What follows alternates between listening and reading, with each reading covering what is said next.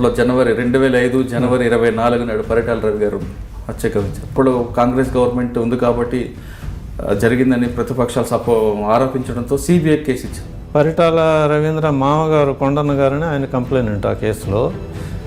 వాళ్ళు ఇచ్చిన కంప్లైంట్లో జగన్మోహన్ రెడ్డి, జేసీ దివాకర్ రెడ్డి కూడా ముద్దాయిలు. చంపించింది సూరి, చంపింది మొద్దుసేను అండ్ పార్టీ. చర్లపల్లిలో సూరికి సెల్ ఫోన్లు, సిమ్ కార్డులు రకరకాలవి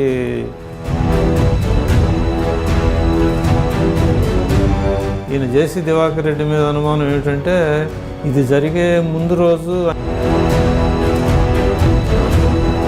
సెంట్రల్ గవర్నమెంట్ ఎవరున్నారో వాళ్ళ అధికారంలోనే సిబిఐ నడుస్తుంది. మామూలు కేసుల్లో ఎక్కడ ఇంటర్ఫిరెన్స్ ఉండేది కాదండి. ఎందుకంటే ఇది డైరెక్ట్ సిబిఐ ఎప్పుడు ప్రధానమంత్రి కిందనే డైరెక్ట్గా ఉండేది.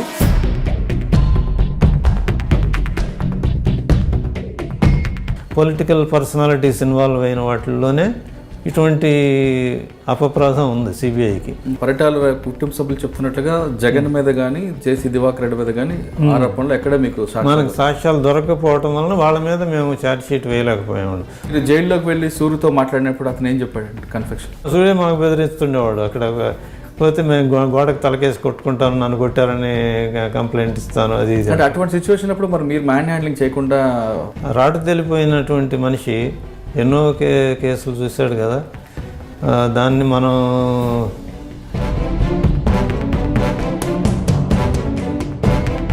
కుట్ర ఎలా చేశాడండి జైల్లో ఆయన సెల్ ఫోన్ ద్వారా? జైలు అఫీషియల్సే కరప్షన్ అండి, అక్కడ విపరీతమైన కరప్షను. మేము ఇవన్నీ సాక్ష్యాధారాలతో అప్పుడు డీజీ ప్రిజన్స్కి రాస్తే కూడా ఇటువంటిది ఏమి లేదని ఆయన కొట్టిపడేశాడు. అంటే మొత్తం మీద తీసుకుంటే పరిటాల సునీత గారు చెప్తున్న ఆరోపణలో ఎక్కడ కూడా మీకు రుజువులు, సాక్ష్యాలు ఏం దొరకదు. ముఖ్యంగా జగన్మోహన్ రెడ్డి మీద, ఎందుకంటే ఆయన చేతికి మట్టి అంటకుండా చేసిన వ్యవహారం ఇదంతా. ఎందుకంటే గవర్నమెంట్ ఇవ్వకపోతే మీరు త్రూ కోర్టు ద్వారా వెళ్ళొచ్చు కదా. నాకు ఐఏఎస్లు కాబట్టి వాళ్ళు ఆపారు అనుకోవచ్చు మనం, కానీ అదే సామాన్యుడు అయితే దాన్ని వాళ్ళ పరిస్థితి ఏంటి? అదే మన చట్టంలో ఉన్న లొసుగుల్ని ఆధారం చేసుకుంటున్నారు. పెద్దవాడికి ఒక న్యాయం, చిన్నవాడికి ఒక న్యాయం ఉన్నట్లుగా అవుతా ఉంది. సిబిఐ కేసుల్లో ఇటీవల కాలం సెంటర్లో తీసుకుంటే 2G కానీ, ఆ 2Gలో స్టార్ట్ అయిన స్కామ్ 4G వచ్చింది. 4G వచ్చేసరికి కేసు అంతా తుస్తానని చెప్పింది. అంటే మీరు ఏ బేసిక్లో అరెస్ట్ చేస్తుంటారు? అక్కడ కొన్ని సంవత్సరాలు తిరిగిన తర్వాత అసలు కేసు లేదు అని కేసులో ఈ సాక్ష్యాలు కొట్టడం వల్ల దాని ఎవరికి ప్రయోజనం అండి? ఒక జడ్జి ఒక రకంగా అభిప్రాయపడి దాన్ని కొట్టేస్తున్నాడు. పై కోర్టులో అదే మన ఇది చూసారు, జయలలిత కేసులో ఏం జరిగింది, ఇక్కడ హైకోర్టులో కొట్టేశారు. కొట్టేస్తే అది సుప్రీంకోర్టుకి అప్పీల్కి వెళ్ళి అక్కడ మళ్ళీ వాళ్ళు 1 year 2 years అట్లాగే పెండింగ్ పెట్టారు. జయలలిత వెళ్ళిపోయిందని తెలియగానే వెంటనే మళ్ళీ ఈమెది టేకప్ చేసి వారం రోజుల లోపుగా ఆమెకు శిక్ష వేసేసారు. సిస్టమిక్ డిఫెక్ట్ అనేది జడ్జిలకి ఏంటంటే అకౌంటబిలిటీ లేదు. ఇప్పుడు ఎవరైనా సాక్ష్యాలు, ఆధారాలు ఉన్నా కూడా నేను ఈ నమ్మటం లేదని చెప్పి కొట్టేసిన కేసులు చాలా ఉంటాయి. మీకు 2 సీఎంలు ఎదురయ్యారు. మీకు ఒక రాజశేఖర రెడ్డి కొడుకు దగ్గర ఒకటి, కరుణానిధి కొడుకు ఒకటి. అవును, అంటే 2 సీఎం కొడుకులు మీరు కాపాడారనుకోవచ్చా, లేదా సాక్ష్యాలు లేక మీరు వదిలేరనుకోవచ్చు? దానికి ముందు మంచి చిన్న ఒక కథ ఒకటి ఉంది. నేను ఢిల్లీలో ఉండగా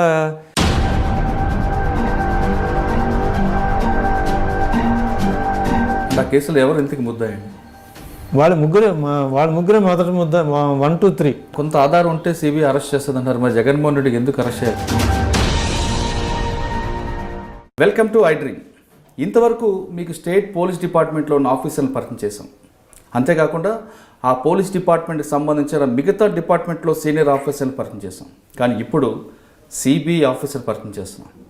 అతను ఎంత సీనియర్ మోస్ట్ ఆఫీసర్ అంటే ఒక ఎమ్మెల్యే మర్డర్ కేసుని డిటెక్ట్ చేసిన ఆఫీసర్. అతని పేరు బోస్, ఎమ్మెల్యే పేరు పరిటాల రవి. అండ్ పరిటాల రవి హత్య కేసును ఛేదించిన senior most CBI officer Bose గారిని మీకు పరిచయం చేయబోతున్నాను. బోస్ గారు నమస్తే అండి. నమస్తే అండి. ఎలాగున్నారండి?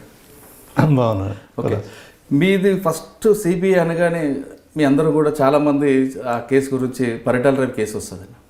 పరిటాల రవి కేసుని మీరు అప్పట్లో చాలా ఎలిగేషన్స్ వచ్చేవి. పరిటాల రవిని చంపింది జైల్లో ఉన్న సూరి అయినా ఆ కేసు ఎలాగ పక్కదో పట్టింది, దాన్ని ఎంతమంది కుట్ర చేశారు, జైల్లో ఉన్న సూరి పరిటాల రవి హత్యకు ఎలా కుట్ర చేశాడు, దానిలో జైల్లో అధికారులు ఎలా సహకరించారు, చాలా డీటెయిల్ ఇన్వెస్టిగేషన్ చేశారు. అవును. ఆ కేసు గురించి మీరు పూర్తిగా చెప్పే ముందు ఒకసారి మీ ఫ్యామిలీ బ్యాక్గ్రౌండ్, మీరు ఈ సిబిఐలోకి రావడానికి కారణం.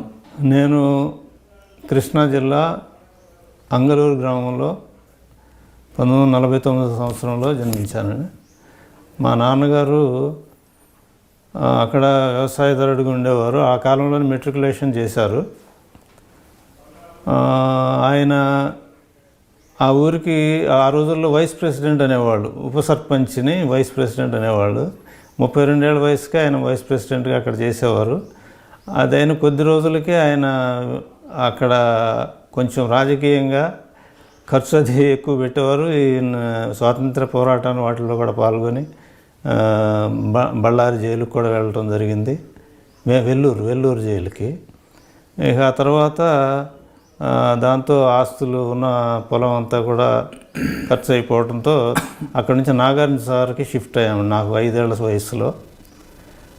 అక్కడికి మేము వెళ్ళినప్పుడు స్కూల్ కూడా ఏమీ లేదు, ప్రైమరీ స్కూల్ లేదు. డ్యామ్ అప్పుడు కన్స్ట్రక్షన్ జస్ట్ స్టార్టింగ్లో ఉంది. మా నాన్నగారు అక్కడ హోటల్ అది పెట్టి ఆయన అక్కడ వ్యాపారం చేసుకుంటూ, మళ్ళీ ఆయన రాజకీయ ఛాయలు వదలలేదు. అక్కడ కూడా విజయపూరి టౌన్ కాంగ్రెస్ ప్రెసిడెంట్గా 10-15 సంవత్సరాలు చేశారు. అక్కడ నేను వెళ్ళిన 3 సంవత్సరాలకి అక్కడ హై స్కూల్ పెట్టారు. High school Nagarjuna Sagar high school అని పెడితే నేను ఈ 3 సంవత్సరాలు అక్కడ ట్యూషన్ చదువుకుని ఒక మాస్టర్ దగ్గర డైరెక్ట్గా అప్పుడు ఫస్ట్ ఫామ్ అనేవాళ్ళు 6th క్లాస్ అడ్మిషన్. సో దానికి అది ఏజ్ సరిపోకపోయినా 2 ఏళ్ళు ఎక్కువ వేసి దాని ప్రకారం అడ్మిషన్ తీసుకుని 1957 సంవత్సరంలో అక్కడ చేరి 63 సంవత్సరానికి ఎస్ఎస్ఎల్సీ అయిపోయింది.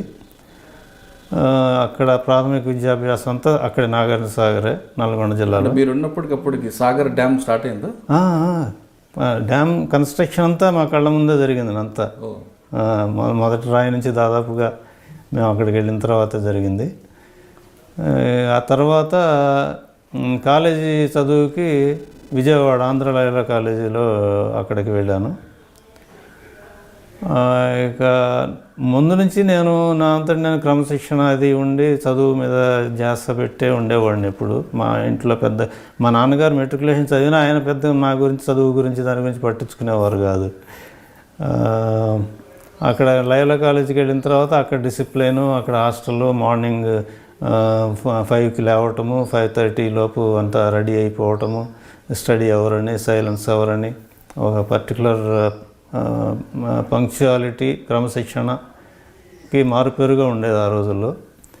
ఇక అక్కడ బీఎస్సీ వరకు అక్కడే చదువుకున్నాను. అది అయిపోయిన తర్వాత ఎంఎస్సి న్యూక్లియర్ ఫిజిక్స్ ఆంధ్ర యూనివర్సిటీకి వెళ్ళాను. అక్కడ నేషనల్ మెరిట్ స్కాలర్షిప్ మీద అక్కడికి వెళ్ళాను. అక్కడ చదువుతుండగానే నాకు యాక్చువల్లీ నేషనల్ కెమికల్ ల్యాబొరేటరీస్ అని పూణే, ఇప్పుడు సిఎస్ఐఆర్ అంటారు, council of scientific industrial research, అందులో నేను అప్లికేషన్ ఏమి పెట్టకపోయినా వారంతా వారి కెమికల్ జూనియర్ కెమిస్ట్ అని చెప్పి ఉద్యోగానికి అపాయింట్మెంట్ లెటర్ కూడా పంపించారు. పంపిస్తే మా నాన్నగారు పూణేకి అంత దూరం ఎవరు పోతా అని చెప్పి అది వద్దని చెప్పి ఆయన అసలు నాకు కూడా చెప్పలేదు. ఎంఎస్సీ అయిపోయిన తర్వాత చెప్పారు అది. అలా నేను ఒక సైంటిఫిక్ లైన్లో పోవాల్సిన వాడిని ఇక్కడ ఎంఎస్సీ న్యూక్లియర్ ఫిజిక్స్ చేసి కూడా నాకు సైంటిఫిక్ లైన్లోనే ఇంట్రెస్ట్ ఉండేది నాకు. కాకపోతే ఆ రోజుల్లో మన అవసరాన్ని బట్టి ఉద్యోగం ఏది ముందు వస్తే అది చేరాలని నేను సిబిఐ పర్టికులర్గా సెంట్రల్ బ్యూరో ఆఫ్ ఇన్వెస్టిగేషన్లో చేరాలి, ఏదో ఇన్వెస్టిగేషన్లో చేయాలనే తపన మీద వచ్చి చేరిన వాడిని కాదు. మొదటి ఉద్యోగం వచ్చింది కాబట్టి చేరాను.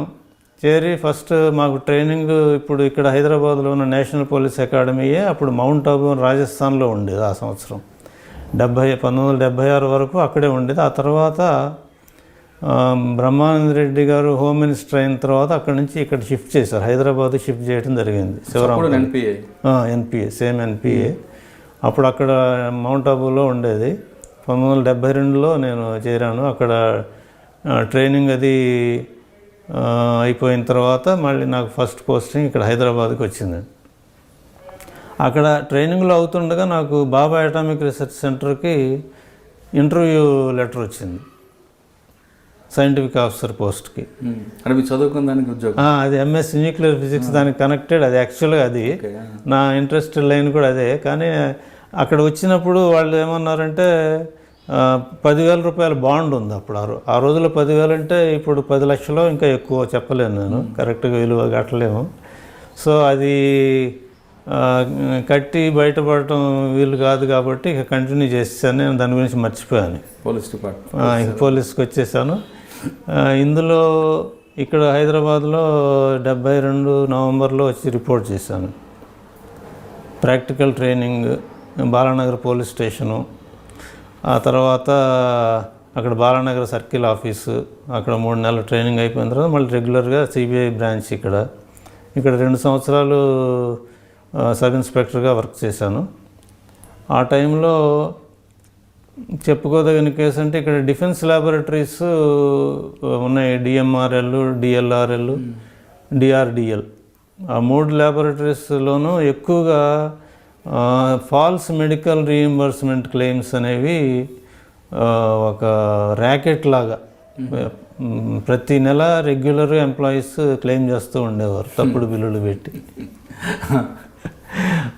అది ఒక ర్యాకెట్ స్థాయికి వెళ్ళటంతో సిబిఐ టేకప్ చేసింది. లేకపోతే మామూలుగా అది మెడికల్ బిల్ అంటే ఒక్కొక్కటి ఆ రోజుల్లో 100-200 ఉండేది. కానీ అందరూ ఎంప్లాయీస్ అదే బిజినెస్ లాగా చేస్తుండేసరికి చాలా ఎక్కువ మొత్తాలు అయిపోతూ ఉన్నాయి బిల్లులు. ఇక అప్పుడు వాళ్ళంతటా వాళ్ళు డిఫెన్స్ ల్యాబొరేటరీస్ వాళ్ళు కంప్లైంట్ చేయబట్టి సిబిఐ వాళ్ళు అది కేసు టేకప్ చేశారు. అందులో నేను కూడా ఆ టీంలో ఒక సభ్యుడిని. నేను ఆ ఇన్వెస్టిగేషన్ చేస్తూ ఉండటంలో ఒకటి ఉమా మెడికల్ హాల్ అని కోటిలో ఉండేది. అక్కడ పోతే మెడికల్ బిల్ వాళ్ళు సబ్మిట్ చేసింది వెరిఫై చేయడానికి వెళ్తే వాళ్ళు బిల్ తీసుకొచ్చి కరెక్ట్గా అదే చూపించారు. కాకపోతే వాళ్ళ ప్రవర్తనలో నాకు ఏదో అనుమానం ఉంది, ఇదేదో వీళ్ళు లోపల నుంచి వెళ్ళి తీసుకుని వచ్చి మరీ తీసుకొచ్చి చూపించారు. ఈ పర్పస్ కోసం, ఈ మెడికల్ బిల్లుల కోసం సపరేట్గా ఒక సెట్ పెట్టారనే అనుమానం నాకు కలిగింది. అదే నేను మా వాళ్ళ పైన అధికారులకి రిపోర్ట్ చేసిన తర్వాత వాళ్ళు దాని మీద కేసు ఇన్వెస్టిగేషన్లో ఉంది కాబట్టి అక్కడ సెర్చెస్ అవి చేస్తే డూప్లికేట్ సెట్ బుక్స్ వాళ్ళు ఇచ్చిన సెట్స్ అన్నీ దొరికాయి మాకు. దాంతో మంచి కేసు తయారైంది. అది చాలామంది ఉద్యోగస్తులకి కెరీర్ ఎఫెక్ట్ అయ్యేట్లుంది కాబట్టి వాళ్ళ మీద ప్రాసిక్యూషన్ అది చేయలేదు. వాళ్ళ దగ్గర నుంచి ఆ అమౌంట్ రికవర్ చేయించి వాళ్ళకి డిసిప్లినరీ యాక్షన్ వాళ్ళ డిపార్ట్మెంట్లుగానే పనిష్మెంట్లు ఇవ్వటం అది జరిగింది. చాలామంది మీద అయింది అది. అలా మొదలైంది నా కెరీర్ సిబిఐలో. ఆ తర్వాత నాకు ఢిల్లీ ట్రాన్స్ఫర్ అయిందండి. సబ్ ఇన్స్పెక్టర్గా ఉండగానే ఇక్కడ 75 సరిగ్గా నేను ఢిల్లీలో ల్యాండ్ అయిన రోజునే ఎమర్జెన్సీ డిక్లరేషన్ ట్రైన్లో ఉండగానే అయింది. ఇందిరాగాంధీ అప్పుడు తెలిసిందే కదా, ఎమర్జెన్సీ డిక్లరేషన్ అయింది. అక్కడ నేను వెళ్ళినప్పుడు నేను ఉన్న ఇన్వెస్టిగేషన్ సెంట్రల్ ఇన్వెస్టిగేషన్ ఏజెన్సీ 2 అని ఒకటి ఉన్నది, సిఐఏ 2 అని. అది దానికి jurisdiction throughout the India cases చేయొచ్చు అక్కడ నుంచి. ఆ ప్రాసెస్లో అక్కడ ఎక్కువగా డిస్ప్రపోర్షనేట్ అసెట్స్ కేసులే ఉంటూ ఉండేవి, డిఏ కేసులు. అందులో ప్రముఖంగా చెప్పుకోవలసింది ఒకటి, సదర్న్ రైల్వేలో జనరల్ మేనేజర్ ఒక ఎంఆర్ రెడ్డి గారని ఉండేవారు. ఆయన మీద కేసు 1976లో రిజిస్టర్ చేశారు. అది డిఎస్పీ ఇన్వెస్టిగేషన్. నేను ఇంకా సబ్ ఇన్స్పెక్టర్ని కాబట్టి అసిస్టెన్స్ ఆయనకి టీం. ఆయనంతా ఎక్కువ ఇన్వెస్టిగేషన్ సౌత్లోనే ఉండటంతో ఆయనకేమో పంజాబీ అయినా ఆయనకి తెలుగు రాదు. డాక్యుమెంట్ చదవటం కానీ విట్నెస్లను ఎగ్జామ్ చేయాలన్నా అన్నిటికీ నేనే చేస్తుండేవాడిని. అది చాలా సంవత్సరం పాటు ఇన్వెస్టిగేషన్ చేశాము. చాలా ఆయన వాళ్ళ వియ్యంకుడు మదురై డిస్ట్రిక్ట్ బోడినాయకనూర్ అని అక్కడ కాఫీ ఎస్టేట్స్ అవి ఉన్నటువంటి ఫ్యామిలీ వాళ్ళ వియ్యంకుడు. అక్కడ కూడా వెళ్ళి సెర్చెస్ చేసి అన్నీ వాళ్ళకి సంబంధించిన ఆస్తులు అన్నీ ఇన్వెస్టిగేషన్ పూర్తిగా అయిన తర్వాత ఒక 7-8 సంవత్సరాల తర్వాత ఇప్పుడు ఆయనకి కన్విక్షన్ అయ్యింది. సాధారణంగా సిబిఐ ఆఫీసర్లు వితౌట్ యూనిఫామ్ వెళ్తారు కదా, మీకు కోఆపరేట్ చేస్తుంటారండి? అది మీరు ఇప్పుడు చెప్పినటువంటి పరిటాల రవి అటువంటి సెన్సేషనల్ కేసెస్ ఉండి అటువంటిప్పుడు ఏం చేస్తామంటే మేము లోకల్ పోలీస్ అసిస్టెన్స్తోనే వెళ్తామండి. అంటే మీకు అలాగే యూనిఫామ్ ఉండదు కదా? యూనిఫామ్ ఉండదు. యాంటీ కరప్షన్ కేసెస్లో మేము యూనిఫామ్ అది ఉండదు కాబట్టి మేము జనరల్గా లోకల్ పోలీస్ దగ్గర కూడా పోము. వెళ్తే అక్కడ ఇన్ఫర్మేషన్ లీక్ అయిపోతుందనే భయం అనుమానం ఒకటి ఉంటుంది. దాంతో మేము అవసరం పడుతుంది ఏదన్నా అటాక్ చేస్తారనుకున్నప్పుడు మాత్రం మేము వెపన్స్ పిస్టల్స్ ఉంటాయి అవి క్యారీ చేసి వెళ్ళేవాళ్ళం. అంతకుమించి కాకపోతే ఎప్పుడు అటువంటి జరగలేదు. అటువంటి కేసులో మీరు కాఫీ తోటలకు వెళ్ళి ఆ కేసును పూర్తిగా ఇన్వెస్టిగేషన్ చేశారు. ఆ కేసులో ఆయన కన్విక్షన్ కూడా వచ్చింది. ఇప్పుడు కూడా సిబిఐ కానీ ఏసీబీ కేసుల్లో ట్రాప్ కేసులో కన్విక్షన్ వస్తుంది, డిఏ కేసులో రాదండి. ఈ కేసులో మీరు ఎలా ప్రూవ్ చేయగలిగారు? అది కేసు మనం అట్లా జనరలైజ్ చేసి చెప్పడానికి లేదండి. ఇప్పుడు ఏసీబీ వాళ్ళకి సిబిఐ దానికి తేడా ఏముంటుందంటే, సిబిఐ మేము రికార్డు ప్రకారంగా వెళ్తాం. రికార్డు ఇప్పుడు ఒక ఆస్తి ఏదన్నా ఉందనుకో, డాక్యుమెంట్ ప్రకారం దస్తావేజు ప్రకారం 5 లక్షలు ఉంటే 5 లక్షలే తీసుకోవాలి. అది మార్కెట్ రేటు 5 కోట్లు ఉంది కాబట్టి 5 కోట్లని ముందే ఈ పబ్లిసిటీ కోసం ఎక్కువ అట్లా చెప్తారు. కానీ కోర్టులో రుజువయ్యేది 5 లక్షలే కదా, కొన్న ఎంత అదే 5 కోట్లు దానికి ప్రస్తుత విలువ ఉండొచ్చు. ఆ విధంగా చేస్తుంటారండి. అది పబ్లిసిటీ ఉండొచ్చు, కొంచెం వాళ్ళ బ్యాలెన్స్ కొంచెం తక్కువ అండి. సిబిఐ ఏంటంటే లో ప్రొఫైల్ ఏజెన్సీ, పక్క ఎవిడెన్స్ ఉన్నది. అది కూడా మీడియాకి పోవటం, పబ్లిసిటీ ఇవ్వటం అనేది ఉండదు. మన దగ్గర ఎవిడెన్స్ పక్కగా రికార్డు ప్రకారం ఉన్నది, దాన్నే మేము తీసుకుంటాము. రికార్డులో లేని దాన్ని పక్కన పెట్టేస్తాం. రికార్డు పరంగా మనకి కోర్టులో రుజువు చేయగలము అనుకున్న కేసులే కోర్టులో వేసేవాళ్ళం. అటువంటి సాక్ష్యాల ఆధారాలు కొంచెం అటు ఇటుగా ఉండి 50-50 కొంచెం ఇంకా తక్కువ కేసులు కోర్టులో నిలబడు అనుకున్నవి డిపార్ట్మెంట్కి. మీరు ఒక డిఏ కేసు టేకప్ చేస్తే పక్క ఎవిడెన్స్ ఉండి సాక్ష్యం ఉందంటేనే టేకప్ చేస్తారు. అవును. అంటే ఏసీబీ ఆ విధంగా చేయకుండా చేయబోటానికి సాధారణంగా ఏసీబీలో ట్రాప్ కేసులో కన్విక్షన్ వస్తుంది కానీ డిఏ కేసులో రావట్లేదు. అవును. ట్రాప్ కేసులో ఏమిటంటే ఎవిడెన్స్ ఉంటుంది, కారణం ఎవిడెన్స్ ఉంటుంది. దానికి అమౌంట్ తీసుకున్న డబ్బు జేబులోంచో ఇంట్లో ఎక్కడి నుంచో రికవర్ కావటం, అటువంటి దానికి సాక్ష్యాల కంప్లైనెంట్ కూడా ఉంటాడు కాబట్టి కంప్లైనెంట్ ఉంటాడు. దానికి సాక్ష్యాల ఆధారాలు ఉండి రుజువు అయ్యేదానికి ఎక్కువ ఉంటాయి. అలాగని ఇప్పుడు సిబిఐ కేసుల్లో కూడా ట్రాప్ కేసులు అన్నింటిలో కన్విక్షన్ వస్తుందని లేదు. నాకు తెలిసి 2016 సంవత్సరంలో నేను చేసిన కేసులే, నేను డిఫెన్స్ కౌన్సిల్గా చేసిన కేసులు 5 కేసులు ఎక్విటల్ వచ్చినాయి, ట్రాప్ కేసులు. ఎందువల్లండి? అది కేసు ఇన్వెస్టిగేషన్ క్వాలిటీని బట్టి ఉంటుంది. వాళ్ళు కంప్లైంట్ కొల్యూట్ అయిపోతుంటాడా? కంప్లైంట్ కొల్యూషన్ లేనే లేదు. వాళ్ళు సిబిఐలో కంప్లైంట్స్ కొల్యూట్ అయ్యేది చాలా తక్కువ ఉంటాయండి. వాళ్ళు సిబిఐ వాళ్ళు అది తీసుకున్న స్టేట్మెంట్ ప్రకారమే వచ్చి చెప్తారు, వాళ్ళలో తేడా ఏమి ఉండదు.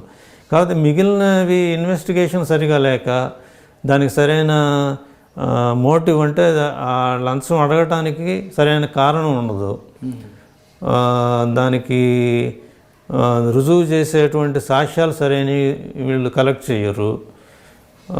ప్రొసీడింగ్స్ రాసినప్పుడు ఎక్కడ జరిగిందో దాన్ని ట్రూత్ఫుల్గా నిజాయితీగా రికార్డ్ చేస్తే అది కోర్టు కూడా దాన్ని నమ్ముతుంది.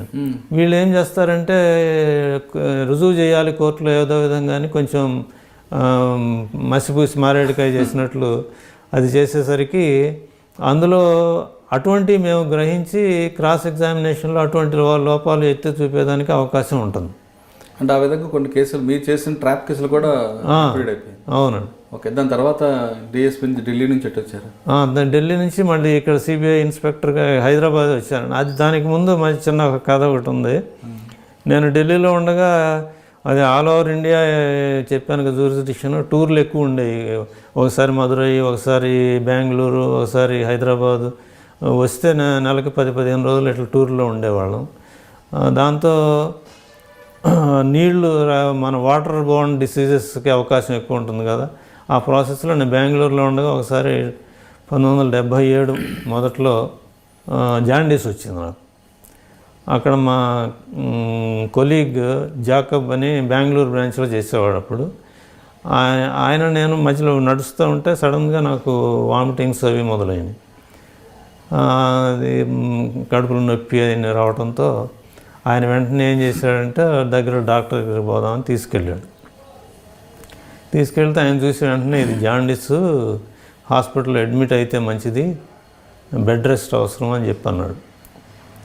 అప్పుడు నేను అప్పుడు మాకు సీఎం డిఎస్పి ఒక ఆయన కేపీ రెడ్డి గారని అక్కడ బెంగళూరు ఆయనతో పాటు నేను క్యాంప్కి వచ్చాను అనమాట. ఆయనకి చెప్పాను ఇది నా కండిషను, ఇప్పుడు నేను కంటిన్యూ అయితే చేయలేను, వర్క్ చేయలేను, కాబట్టి నాకు లీవ్ లెటర్ మీకు ఇస్తాను, అక్కడ ఎస్పీకి ఢిల్లీకి పంపించేసేయండి అంటే, సరే మీరు లీవ్లో వెళ్ళండి అని అన్నారు. అప్పుడు మా మామగారు చీఫ్ అకౌంట్స్ ఆఫీసర్గా టీటీ దేవస్థానం తిరుపతిలో ఉండేవారు. అక్కడికి వెళ్ళాను. అక్కడ బెంగళూరు నుంచి 4-5 అవర్సే కదా. అక్కడికి వెళ్తే వెంటనే అక్కడ డాక్టర్లు చూస్తే వాళ్ళు 3 weeks అడ్మిటెడ్ ఇన్ హాస్పిటల్. అంతా ఇదే ఇంట్రావెనస్ ఇంజక్షన్లు ఆ ట్రీట్మెంట్ 3 weeks అక్కడ ఉండిపోయాను. అది చూసి ఆయనకి, మా మామగారికి, ఇట్లా ఇటువంటి ఉద్యోగం అయితే అసలు కష్టం, ఆరోగ్యం దెబ్బతింటుంది అని ఆయన ఉద్యోగం మానేయమని అప్పటి నుంచి పట్టుబట్టారు. అప్పుడు మా నాన్నగారు లేరు. ఆయన ఉద్యోగం మానేసి, ఆయనకి ఏంటంటే ఇంట్లో పిల్లలు ఎవరు సీఏ చేయలేదు, ఆయన సీఏ చార్టర్డ్ అకౌంటెంట్. నాకేమో మ్యాథ్స్ బ్యాక్గ్రౌండ్ అయితే ఉంది, నాకు మ్యాథ్స్ డిగ్రీలో పోస్ట్ గ్రాడ్యుయేషన్ అంతా బాగా వచ్చేది. దాంతో సీఏ నేను చేయగలను అని ఒక ఆయనకి భరోసా. మీరు మానేసి సీఏ చేయండి, మీకు అనవసరం ఈ ఉద్యోగం అని చెప్పి అన్నారు. అంటే నేను ఇక అక్కడి నుంచే రెసిగ్నేషన్ లెటర్ పంపించేశాను. లీవ్ లెటర్తో పాటు లీవ్ లెటర్ ముందు డిఎస్పీ గారికి ఇచ్చేసాను. ఆ తర్వాత తిరుపతి నుంచి రిజిస్టర్డ్ పోస్ట్లో రెసిగ్నేషన్ లెటర్ కూడా పంపించేశాను. పంపిస్తే అక్కడ ఆర్ఎన్ సిన్హా గారని ఎస్పీ ఉండేవారు ఆయన. ఇంకొక ఆయన రాధాకృష్ణ నాయర్ గారని మన ఏపీ క్యాడర్ ఐపీఎస్ ఆయనే, ఇక్కడ సిబిఐలో ఎస్పీగా చేశారు. నేను అక్కడ ఢిల్లీలో ఉన్నప్పుడు డిఐజీగా అక్కడ నాకు పరిచయం ఆయన. ఆయన ఆర్ఎన్ సిన్హా గారు, నాయర్ గారు ఇద్దరు నా పనితనాన్ని చూసి ఇతను వదులుకోవటం ఇష్టం లేదు అని వాళ్ళు దాన్ని పెండింగ్ పెట్టేశారు. ముందు ఆయన ఏమన్నారంటే, సిన్హా గారు వచ్చి ఇక్కడ రికార్డ్ హ్యాండ్ ఓవర్ చేయాలి కదా, వచ్చి హ్యాండ్ ఓవర్ చేసి వెళ్ళిపోమని నాకు కబురు పెట్టారు. పెడితే ఢిల్లీ వెళ్ళాను. వెళ్ళిన తర్వాత రికార్డులు హ్యాండింగ్ ఓవర్ అంటే, కాదు బాబు నీకు చాలా కెరీర్ బాగా ఉంది, నువ్వు చాలా పైకి వస్తారు, రెసిగ్నేషన్ ఇంత ఏదో చిన్న విషయం గురించి ఇట్లా ఆలోచించి వెంటనే నిర్ణయం తీసుకోవద్దు, మళ్ళీ వేరే మంచి ఉద్యోగం రావాలంటే కష్టం అవుతుంది అని, నేను మళ్ళీ ఒక 2 వారాలు సెలవు ఇస్తాను, మళ్ళీ మీ పెద్దవాళ్ళని వెళ్ళి ఆలోచించుకుని సరైన నిర్ణయం అప్పుడు తీసుకుని మళ్ళీ నాకు తెలియజేయమని అన్నాడు. అప్పటి వరకు ఇది పెండింగ్ పెడతాను, రెసిగ్నేషన్ నేను పంపించిన పై వాళ్ళకి అని చెప్పారు. ఆయన రాధాకృష్ణ నాయర్ గారు డిఐజీ, మా కన్సర్న్ డిఐజీ ఆయనకు కూడా చెప్పారు ఈ విషయం. చెప్తే ఆయన కూడా సరే అలాగే అన్నారు. మా మామగారు చెప్పిన దాని ప్రకారం డిసైడ్ చేసేసుకుని, అక్కడ మా కొలీగ్ ఉంటే అప్పటికి నేను మా సీనియర్ కొలీగ్ ఒక ఆయన సిన్హా అని, ఆయన బీహార్ ఆయన, ఇద్దరం కలిసి షేర్డ్ అకామిడేషన్లో ఉండేవాళ్ళు. ఇద్దరికి మ్యారేజ్ అయ్యింది, బట్ ఇద్దరం బ్యాచిలర్స్గానే ఉన్నాం అక్కడ, ఫ్యామిలీలో ఎవరు పెట్టలేదు. ఆయన దగ్గరే నా లగేజ్ అంతా ఆయనకి ఇంట్రెస్ట్ చేసి నేను వెళ్ళిపోతున్నాను, రిజైన్ చేసి విజయవాడ వెళ్ళిపోతున్నాను, అక్కడ సీఏ చేద్దాం అనుకుంటున్నాను, నేను తర్వాత అక్కడ ఇల్లు అది తీసుకున్నాక అడ్రస్ పంపిస్తాను, నాకు ఈ లగేజ్ ట్రైన్లో లోడ్ చేసి పంపించమని చెప్పాను. చెప్తే అట్లాగే నేను వెళ్ళి అక్కడ ఇల్లు ఒకటి తీసుకున్నాను విజయవాడలో. అప్పటికి మా అమ్మాయి 1 సంవత్సరంన్నర వయసు ఉంది. అక్కడ కాపురం పెట్టి సరిగ్గా 116 రోజులు అక్కడ ఉండి ఒక సీఏ ఆఫీస్కి వెళ్తుండేవాడిని. సీఏ ఆఫీస్కి వెళ్తే వాళ్ళు ఏమంటే సీఏ ఇన్స్టిట్యూట్లో రిజిస్టర్ చేసుకోవాలంటే ఇటువంటి జాబ్ ఏది చేస్తూ ఉండకూడదు, రెసిగ్నేషన్ యాక్సెప్ట్ అయ్యిందని మాకు వస్తే అప్పుడు మేము రిజిస్టర్ చేసుకుని మీరు సీఏ చేసుకోవచ్చు అని అన్నారు. నాకు ఇది అడ్డంకి అయిపోయింది అనమాట, రెసిగ్నేషన్ యాక్సెప్ట్ చేయకపోవటం. అప్పుడు రాధాకృష్ణ నాయర్ గారికి అప్పుడు సెల్ ఫోన్లు ఇవి లేవు కదా, ఇన్లాండ్ లెటర్ ఒకటి రాసి పంపించాను డిఐజీ గారికి. ఆయన దాని మీద నాకు వెంటనే వారం రోజుల్లో రిప్లై ఇచ్చారు. మీ లెటరు నేను డిఐజీ అడ్మినిస్ట్రేషన్ పంపించాను, ఆయన దాని మీద చర్యలు తీసుకుంటారని చెప్పి ఇచ్చారు. ఈ లోపుగా ఏంటంటే మా బ్యాచ్ అందరికి నా బ్యాచ్లో నేను నెంబర్ 1, ఆల్ ఇండియా ర్యాంక్ నాది నెంబర్ 1. మా వాళ్ళందరూ ప్రమోషన్ అయిపోయింది. డిపిసి అని డిపార్ట్మెంటల్ ప్రమోషన్ కమిటీ అయ్యి ఇన్స్పెక్టర్లుగా అయిపోయి ప్రమోషన్ పోస్టింగ్స్ అందరికి ఇచ్చేశారు. నాది రిజర్వేషన్లో ఉంది కాబట్టి నేను డ్యూటీలో లేను కాబట్టి నాది అట్లాగే పెండింగ్ పెట్టించారు.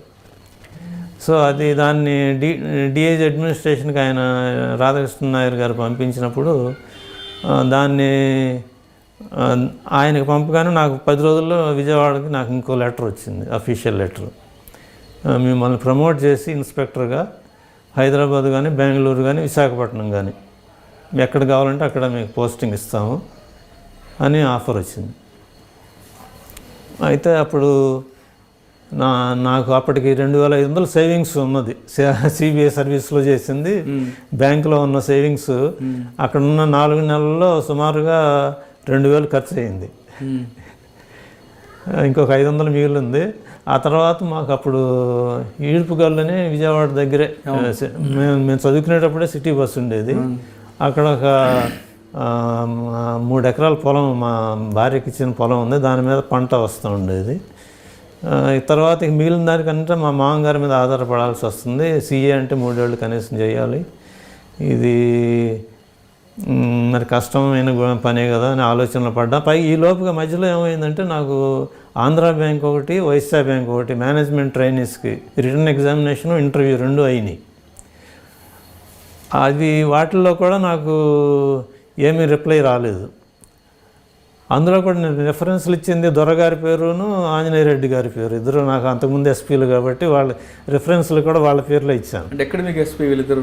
ఇక్కడ సిబిఐ హైదరాబాద్లో నేను ఇక్కడ సబ్ ఇన్స్పెక్టర్గా ఉన్నప్పుడు ఆంజనేయ రెడ్డి గారు ఆయన ఇక్కడ, ఆయన వైజాగ్లో దొరగారు ఉండేవారు. అయితే ఏం రాలేదు, సరే సెలెక్ట్ కాలేదేమోలే అనుకుని. అంటే మేము మానేస్తా ఉంటే దొరగారు ఆంజనేయ రెడ్డి గారు అడ్డుకోలేదు? లేదు, అదే నేను దాని గురించి కూడా చెప్తాను.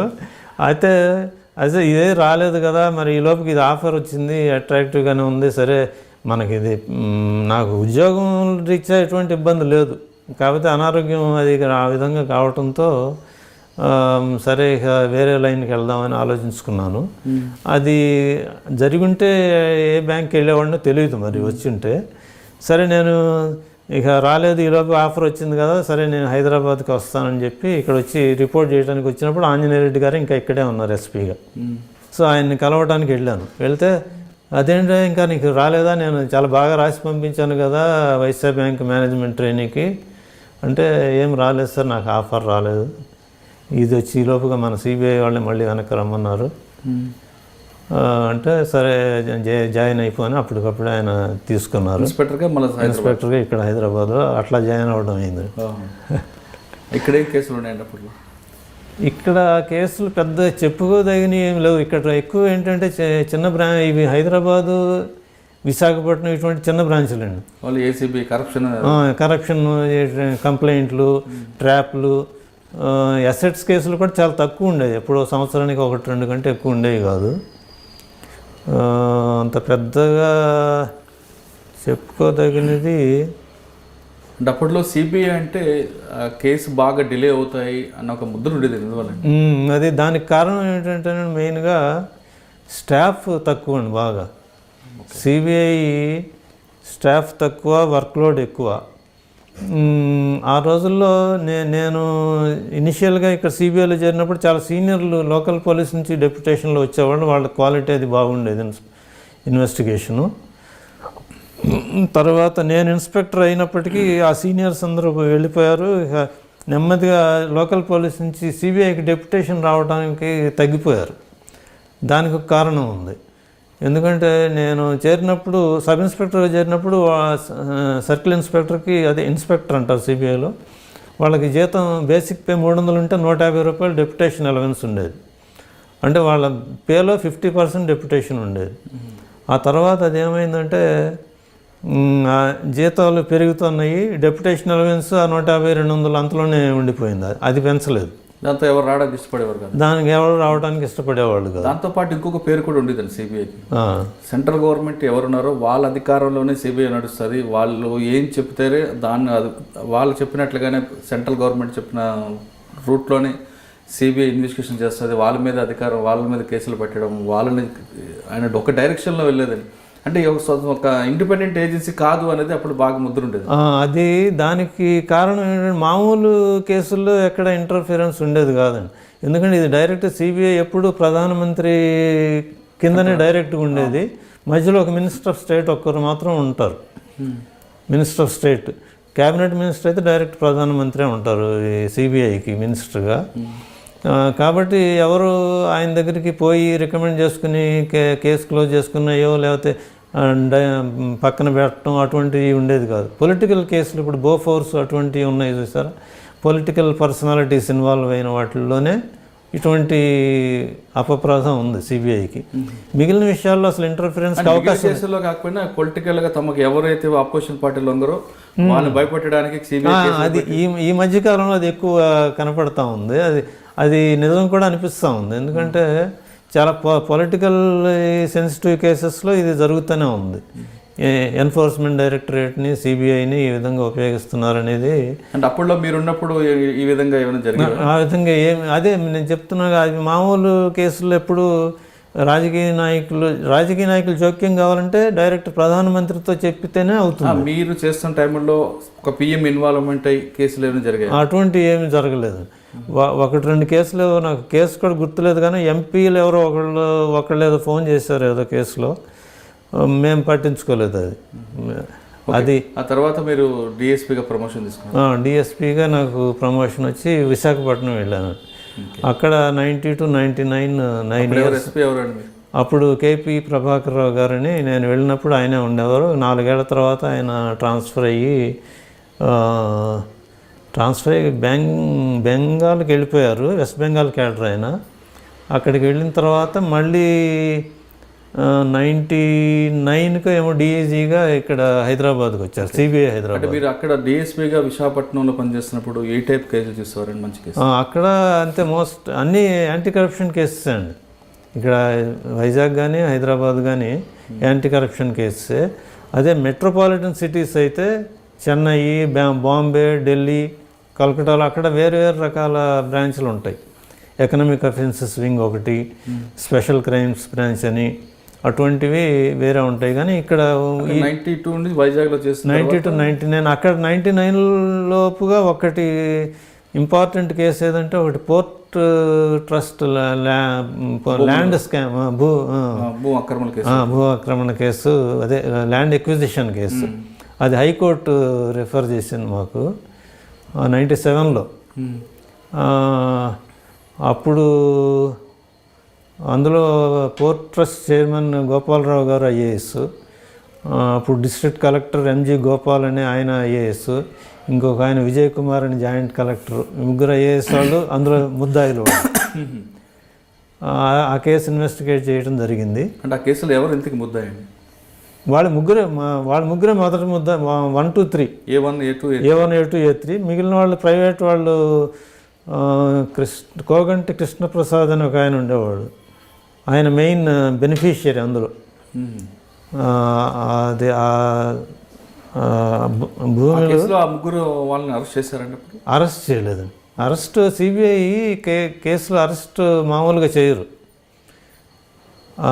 అరెస్ట్ ఎప్పుడు చేయాలంటే ఆ చట్టం ప్రకారం కూడా అరెస్ట్ ఎప్పుడు చేయాలంటే వాళ్ళు మనకి ఇన్వెస్టిగేషన్కి దొరకరు, సహకరించరు, లేకపోతే వేరే ఎవరైనా మభ్యపెట్టి భయపెట్టి సాక్ష్యాలను తారుమారు చేస్తారు అని అటువంటి అనుమానం ఉన్నప్పుడు మాత్రమే అరెస్ట్. లోకల్ పోలీస్ లాగా ఇమీడియట్ కేసు ఎఫ్ఐఆర్ అరెస్ట్ చేయడం అనేది సిబిఐలో ఎప్పుడు లేదు.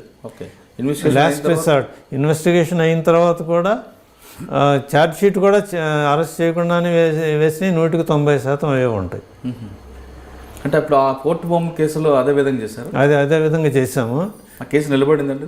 లేదండి, దానికి ఏమైందంటే స్టేట్ గవర్నమెంట్ శాంక్షన్ ఇవ్వలేదు. ఐఏఎస్ వాళ్ళని ప్రాసిక్యూట్ చేయడానికి స్టేట్ గవర్నమెంట్ ప్రాసిక్యూషన్ రాలేదు. రాకపోతే ఏదో మరి తర్వాత నేను అక్కడి నుంచి హైదరాబాద్ వచ్చాను. హైదరాబాద్ నుంచి జమ్మూకి వెళ్ళిన ఆ టైంలో ఈ కరస్పాండెన్స్ అంతా నడుస్తూ ఉంది. కానీ దాని మీద ఒక ఫైనాలిటీ కోర్టులో ఛార్జ్ షీట్ అయితే వేసి వెళ్ళిపోయాను. నేను ఇక్కడ హైదరాబాద్కి వచ్చాను. అది కానీ ఫైనల్గా దానికి ముందుకు వెళ్ళడానికి వీలు పడలేదు. ఎందుకంటే ఇవ్వకపోతే మీరు త్రూ కోర్టు ద్వారా వెళ్ళొచ్చు కదా. నాకు ముద్ద లేదు. ప్రివెన్షన్ ఆఫ్ కరప్షన్ యాక్ట్లో సెక్షన్ 19 సెక్షన్ అని ఒకటి ఉంది. దాని ప్రకారం ఎవరైతే అపాయింటింగ్ అథారిటీ ఉంటారో, ఇప్పుడు వీళ్ళు ఐఏఎస్ వాళ్ళు కాబట్టి గవర్నమెంట్, స్టేట్ గవర్నమెంట్ ఇవ్వాలి, సెంట్రల్ గవర్నమెంట్ ఇద్దరు దానికి. అంటే వాళ్ళు అప్పుడు లాబీ చేయించుకుని ఆపుకున్నారా, లేదంటే గవర్నమెంట్ రియల్గా లాబీ చేయించుకుని ఉండొచ్చు. ఎందుకంటే అంతా వాళ్ళ చేతుల్లో ఐఏఎస్ వాళ్ళే కదా స్క్రూటినీ అది చేసేది అంతా. దానికి అవకాశం ఉంది. దానివల్లనే ఇచ్చి ఉండకపోవచ్చు. అది అంటే మీరు ఐఏఎస్ఎల్ కాబట్టి వాళ్ళు ఆపారు అనుకోవచ్చు మనం. కానీ అదే సామాన్యుడు అయితే దాన్ని వాళ్ళ పరిస్థితి ఏంటి? వాళ్ళ పరిస్థితి ఏమి ఉండదు. వాళ్ళ గురించి ఎవరు పట్టించుకునేవాడు. ఇప్పుడు మన దగ్గర నార్మల్గా చూస్తే అదే మన న్యాయ వ్యవస్థలో కూడా అది, అంటే న్యాయ వ్యవస్థ కూడా ఏం చేయలేని పరిస్థితి. ఇది చట్టంలోనే ఉంది. అది దానికి గవర్నమెంట్ శాంక్షన్ ఇవ్వకుండా జడ్జి ముందుకు వెళ్ళటానికి లేదు. అక్కడ వాళ్ళ మోకాళ్ళకి బంధం వేసినట్లే ముందుకు వెళ్ళటానికి లేదు, ఆగిపోతుంది కేసు. అదే మామూలు వాడి ఏదో తప్పుడు కేసు పెట్టినా కూడా పై వాళ్ళు ఊరికే శాంక్షన్ ఇచ్చేస్తారు, ప్రాసిక్యూషన్ అయిపోతుంది, జైలుకి కూడా పోయిన సంఘటనలు ఉన్నాయి. అదే మన చట్టంలో ఉన్న లొసుగుల్ని ఆధారం చేసుకుంటున్నారు. పెద్దవాడికి ఒక న్యాయం, చిన్నవాడికి ఒక న్యాయం ఉన్నట్లుగా అవుతూ ఉంది. మీరు అక్కడ నుండి డైరెక్ట్ అడిషనల్ ఎస్పీ ప్రమోషన్ వచ్చిన తర్వాత ఎక్కడికి వెళ్ళారు? ఇక్కడ హైదరాబాద్లోనే అడిషనల్ ఎస్పీ. ఇక్కడ 2 ఏళ్ళు, మళ్ళీ అక్కడి నుంచి ఇక్కడికి వచ్చి 2 ఏళ్ళు డిఎస్పీ అయినాక అడిషనల్ ఎస్పీ ప్రమోషన్ వచ్చింది. 2001లో ప్రమోషన్ వచ్చింది. 2002 వరకు ఇక్కడే ఉన్నాను అడిషనల్ ఎస్పీగా. 2002 మళ్ళీ నాకు జమ్మూకి ట్రాన్స్ఫర్ అయింది. అక్కడ మాకు మెయిన్గా ఏంటంటే థ్రస్ట్ ఏరియాస్, మాకు డిఫెన్స్ ఏరియాస్ ఎక్కువ ఉండే. ఫార్వర్డ్ జమ్మూ అంటే ఇప్పుడు ఈ మధ్య కూడా మీరు చూస్తూనే ఉన్నారు కదా, అంతా డిఫెన్స్ ఎస్టాబ్లిష్మెంట్స్ ఎక్కువ ఉంటాయి. ఇక అక్కడ మనం డిఫెన్స్ కరప్షన్ గురించి చాలా తక్కువ తెలిసింది ప్రజలకి. దానికి కారణం ఏంటంటే సీక్రెసీ, వీల్ ఆఫ్ సీక్రెసీ. వాళ్ళు ఎవరికి దేనికి యాక్సెస్, సిబిఐ యాక్సెస్ తీసుకోవడానికి కూడా కొంచెం కష్టపడాల్సి వస్తుంది అక్కడ. వాళ్ళ పర్మిషన్ లేకుండా ఎవరు లోపలికి వెళ్ళడానికి లేదు. అంటే జమ్మూ అండ్ కాశ్మీర్లో బార్డర్ గొడవల కన్నా ఇది ఎక్కువ, ఇంటర్నల్ కరప్షన్ ఎక్కువ ఉంటుంది. అవును, వాళ్ళు ముఖ్యంగా ఇదే వాళ్ళకి ఫుడ్ సప్లైస్ అవి ఉంటాయి కదా, ఆర్మీ సప్లై కోర్ అని ఉంటుంది. వాళ్ళు చాలా కరప్షన్ చేస్తారు. కాకపోతే మనం దానికి సాక్ష్యాలు, ఆధారాలు దొరకవు మనకి. ఎందుకంటే కాంట్రాక్ట్ ఇచ్చేవాడు ఆర్మీ ఆఫీసరు, తీసుకునేవాడు వాడు లాభపడతాడు. వాళ్ళిద్దరూ దాని లాభం షేర్ చేసుకుంటారు. కంప్లైంట్ అనేవాడు ఉండడు అందులో. సో అక్కడ ఆర్మీ ఏరియాలో ఎక్కువగా కరప్షన్ ఉంటుందండి అందులో.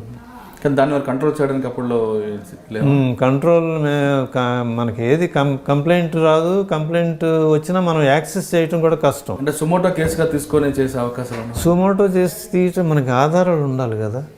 అక్కడ ఒకటి ఇంట్రెస్టింగ్ కేసు ఒకటి చేయటం జరిగిందండి. నేను అడిషనల్ ఎస్పీగా ఉండగానే డిఫెన్స్ అకౌంట్స్ సర్వీస్లో ఒక అకౌంట్స్ ఆఫీసర్ మీద కంప్లైంట్. అది ఆ విషయంలో మాకు డిఫెన్స్ వాళ్ళు చాలా సహకరించి వాళ్ళే కంప్లైంట్ కూడా మా దగ్గర తీసుకొచ్చి లంచం డిమాండ్ చేస్తున్నారు, అని కంప్లైంట్ ఇచ్చారు. మేము లోపలికి వెళ్ళటానికి కూడా మాకు వాళ్ళే ఆర్మీ యూనిఫామ్ కూడా మాకు ఇచ్చి మేము ఆర్మీ యూనిఫామ్ వేసుకుని వెళ్ళి వాళ్ళని ట్రాప్ చేసి పట్టుకోవడం జరిగింది. మార్వేషన్లో వెళ్ళి పట్టుకున్నారు. అదొకటి ఇంట్రెస్టింగ్ కేసు అక్కడ. ఆ తర్వాత అక్కడ నుండి మీరు ప్రమోషన్తో మళ్ళీ ఎస్పీగా వచ్చారు. ఎస్పీగా వచ్చే ముందు ఒక 4 నెలల పాటు నేను ఇక్కడ నాగ్పూర్లో కూడా అడిషనల్ ఎస్పీగా చేశాను. అక్కడి నుంచి నాగ్పూర్ వచ్చాను. నాగ్పూర్ వచ్చి అదే 4 నెలలు ఉండగానే ఈ ప్రమోషన్ నాకు యాక్చువల్గా ప్రమోషన్ వచ్చి అప్పుడు చెన్నైకి వచ్చింది. అది డిలే అయింది, 1 year డిలే అయింది promotion process. DPC holding decide చేయడం, దాంట్లో 1 year డిలే అయ్యి, లేకపోతే నేను నాగ్పూర్లో అప్పుడు ఎస్పీ లేరు, నేను అక్కడే కంటిన్యూ అవుతానని చెప్పి పంపించారు నన్ను అక్కడికి. అయితే మరి ఇంకో పెద్ద ఆఫీసర్ ఒక ఆయన లేదు ఇది కాదు చెన్నైకి వేస్తే బాగుంటుంది, Chennai crime branch special crime బ్రాంచ్కి వేశారు. ఫస్ట్ టైం నేను స్పెషల్ క్రైమ్స్కి వెళ్ళింది. అంతకుముందు అంతా యాంటీ కరప్షన్ కేసులో చేశాను. ఈ స్పెషల్ క్రైమ్స్కి ఫస్ట్ అక్కడ వేశారు. మాకు jurisdiction all 4 southern states, Tamil Nadu, Kerala, Karnataka, Andhra Pradesh, Pondicherry union territory, మొత్తం 4 ఉండేవి. అక్కడ నేను 5th January 2005లో జాయిన్ అయ్యాను. జాయిన్ అయిన 20 రోజులు కూడా కాలేదు. 24వ తారీఖున పరిటాల రవీంద్ర, అంటే మీరు క్రైమ్ బ్రాంచ్కి వచ్చిన తర్వాత పరిటాల రవి కేసుతో పాటు మహారాష్ట్ర కేసు ఒకటి, అదేవిధంగా కరుణానిధి కొడుకు మీద వచ్చిన ఆరోపణలు 3 కేసులు కూడా డిటెక్ట్ చేశారు.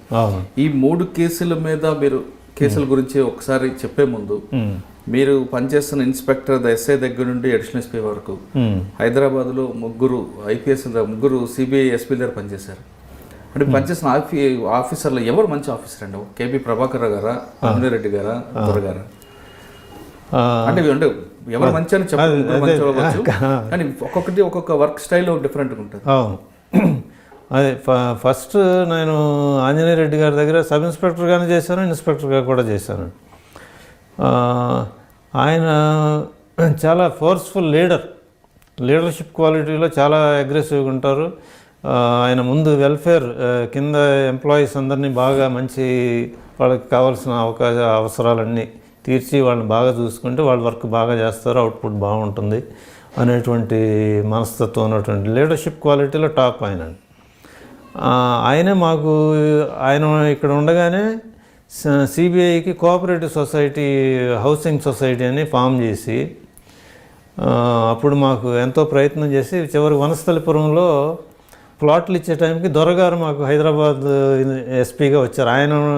ఆయన వచ్చినప్పటికీ ఇది హుడా వాళ్ళతో పరిచయం చేయటం, అది ఆంజనేయ రెడ్డి గారు కొంత చేశారు. చివరిలో ఈయన దొరగారు వచ్చినప్పటికీ మెచ్యూరిటీ వచ్చింది, మెటీరియలైజ్ అయ్యింది. మాకు ప్లాట్స్ అవి ఇప్పించడం ఆ విధంగా వాళ్ళిద్దరి చేతుల మీదగానే జరిగింది. అది కూడా దొరగారు ఈక్వల్లీ వెల్ఫేర్ ఓరియంటెడ్, కాకపోతే ఈయన అవుట్ అండ్ అవుట్ బాగా సపోర్ట్ చేస్తారు. ఏదైనా అవసరం అనుకుంటే గో అహెడ్, నేను ఐ విల్ టేక్ కేర్ అనే ధైర్యం ఇచ్చి చేస్తారు ఆంజనేయ రెడ్డి గారు. దొరగారు కూడా బాగానే లీడర్షిప్ అంతా బాగానే ఉంటుంది. ఇద్దరిలో కొద్దిగా అటు ఇటు 5-10% మన మనస్తత్వాలు తేడా ఉంటాయి కదా, అంతకు మించి. కేపీ ప్రభాకర్ రావు గారు చాలా మంచి ఆఫీసరు. నాకు మొదట్లో కొన్ని విషయాల్లో చాలా భేదాభిప్రాయాలు వచ్చాయి. ఆయన కొంచెం ముందు ఎస్పీగా ఉన్నప్పుడు ఆయన ఇంకా లోకల్ పోలీస్ ఛాయల నుంచి బయటపడారు. లోకల్ పోలీసులు ఏంటంటే కింద ఆఫీసర్ల నమ్మకం తక్కువ అండి. సో వాళ్ళని అనుమానం చూపుతూనే చూస్తారు. ఆ విధమైన మనస్తత్వంతోనే ఆయన చూస్తారు, కరప్టెడ్ అన్న భావన చూస్తుంటారు. అది ఆ మనస్తత్వంతో వచ్చి ఇక్కడ నాకు అప్పుడు ఒక ఆయన SMK రెడ్డి అని పబ్లిక్ ప్రాసిక్యూటర్ ఉండేవారు. నేను వైజాగ్లో DSP ఉన్నప్పుడు ఆయన పబ్లిక్ ప్రాసిక్యూటరు. ఆయన మహబూబ్నగర్ జిల్లా ఇక్కడ. ఆయన చాలా ఎంత simple, childish like simplicity, honesty అంతా ఉంది. ఆయన కొంచెం ప్రాబ్లం ఏంటంటే కొంచెం డ్రింక్స్, అదొక వీక్నెస్ని మిగిలిన వాళ్ళందరూ ఎక్స్ప్లాయిట్ చేస్తుండేవాళ్ళు. నేను అక్కడికి వెళ్ళకముందు అక్కడ CBI స్టాఫ్ చాలామంది ఆయన పేరు మీద క్రెడిట్ తీసుకుని తాగేస్తుండేవారంట. పాపం ఆయన జీతం అంతా దానికి అయిపోతూ ఉండేది. అంటే CBI ఆఫీసర్ ఆ విధంగా చేయకూడదు కదా. అది చేయకూడదు, అది వీక్నెస్, పర్సనల్ వీక్నెస్. ఆయన ప్రొఫెషనల్గా ఎక్కడ ఏమీ మిస్కాండక్ట్, ఏ కేసులో ఏదైనా ఇట్లా చేద్దాం అట్లా చేద్దాం తప్పుడుగా చేయటం అటువంటిది లేదు. అందుకని నేను ఆయన్ని పూర్తిగా సపోర్ట్ చేసి, ఆయనకి ఈ పర్సనల్ వీక్నెస్ వలన ఆఫీస్కి రావటం వాటిల్లో అటెండెన్స్ అది కొంచెం డిలే అవుతూ ఉండేది. బట్ అప్పుడు సురేష్ పట్నాయక్ గారని అక్కడ మా సిబిఐ స్పెషల్ జడ్జి వైజాగ్లో ఉండేవారు. ఆయనకి ఈ విషయం తెలిసి చాలా, ఆయన కూడా చాలా జాగ్రత్తగా ఈయన బాగా చూసుకునేవారు, ఏమనేవారు కాదు. కొంచెం ఆలస్యం వచ్చినా ఆయనే కవర్ చేసుకుని కేసులంతా ఆయనే, చాలా 10-15 కేసులు శిక్షలు కూడా బాగా వేసేవారు ఆయన. నేను ఆయనకు సపోర్ట్ చేస్తాను, ప్రభాకర్ గారు. నేను ఆయన్ని సపోర్ట్ చేసి, ఈయనేమో ప్రభాకర్ రావు గారు ఏమనేవారంటే, లేదు వాళ్ళ మీద మెమోలు ఇవ్వాలి, వార్నింగ్లు ఇవ్వాలి, అప్పుడు బాగవుతారంటాడు. దానికి నేను ఒప్పుకునేవాడిని కాదు. నేను ఒక్కడనే డిఎస్పీని, అక్కడ ఆయన ఎస్పీ, నేను డిఎస్పీని. అయితే నేను అది కరెక్ట్ కాదు సార్, మనం ఎంకరేజ్ చేసి తీసుకోవాలి వర్క్, ఆయన తప్పులు ఉన్నాయి ఆయనలో, కానీ వాటిని నెమ్మదిగా మనం చూసుకుందాము. మిగిలిన విషయాల్లో ఏం తప్పు లేదు, తేడా లేదు, ఆయన డిజానెస్ట్ కాదు, కొంచెం పర్సనల్ వీక్నెస్ ఉంది. సో దాన్ని మనం మందులోంచి బయటపడేయాలని చెప్పి నేను ఆయనకి పట్టుబట్టి, ఆయన అప్పులు అంతకుముందు బ్యాంక్ లోన్లు ఎన్నో అయ్యాయండి, ఈ డ్రింక్స్ వేరే వాళ్ళు తాగడం వలన పాపం ఆయన జీతం అంతా సగం దానికే పోతుండేది. ఓకే, ఇప్పటి వరకు బోస్ గారు చెప్తున్నట్లుగా దొరగారు, ఆంజనేయ రెడ్డి గారు, కేపీ ప్రభాకర్ గారితో ఉన్న బంధాన్ని చెప్పారు. అయితే ఈయన అడిషనల్ ఎస్పీ క్రైమ్ బ్రాంచ్కి వచ్చిన తర్వాత ఈయన సెన్సేషన్ కేసులు ఫస్ట్ టేకప్ చేశారు. అదే పరిటాల రవి మర్డర్ కేసు. జనవరిలో జరిగిన హత్య కేసులో అప్పట్లో సూరి జైల్లో ఉండి మర్డర్ చేశాడంటూ చాలా క్లియర్గా తెలుసు. కానీ జైల్లో ఉన్న వ్యక్తి సెల్ ఫోన్ ఎలా యూజ్ చేశాడు, అతనికి సెల్ ఫోన్ ఎవరిచ్చారు, అతనికి జైలు అధికారులు సహకరించారా లేదా అనే వివరాలన్నీ పూర్తిగా బోస్ గారి సారథ్యంలో బ్రేక్ వచ్చింది. అసలు పరిటాల రవి మర్డర్ గురించి ఒకసారి చూద్దాం.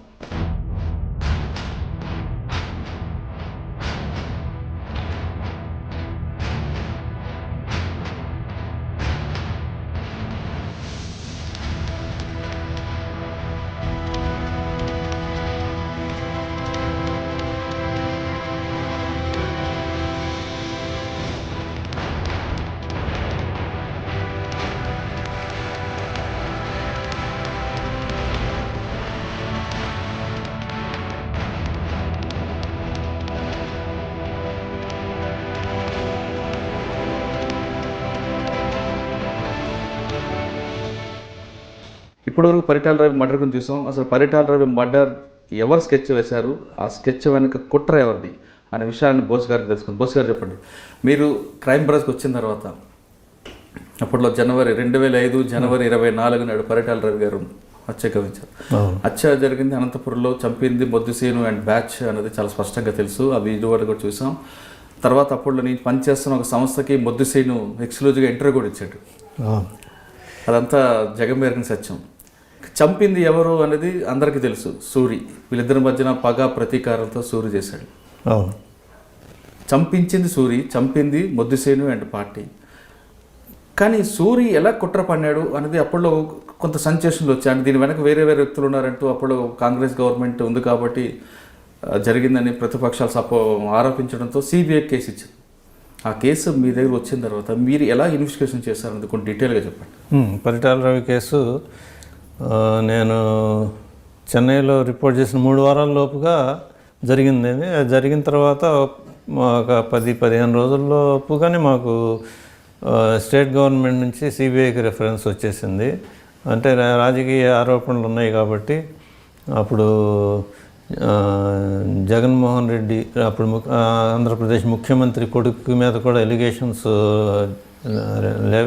రేకెత్తబడింది కాబట్టి సిబిఐ ఇన్వెస్టిగేషన్ అని డిమాండ్ చేయడంతో వాళ్ళు రెఫర్ చేశారు సిబిఐకి. అది రావడంతో మేము మళ్ళీ ఫ్రెష్గా కేసు రిజిస్టర్ చేసి, మా దగ్గర అప్పుడు 2 ఇన్స్పెక్టర్లు మాత్రం తెలుగు వాళ్ళు ఉన్నారు. మిగిలిన వాళ్ళందరూ మలయాళీస్, కేరళ వాళ్ళు ఎక్కువ, తమిళియన్స్ ఎక్కువ ఉన్నారు.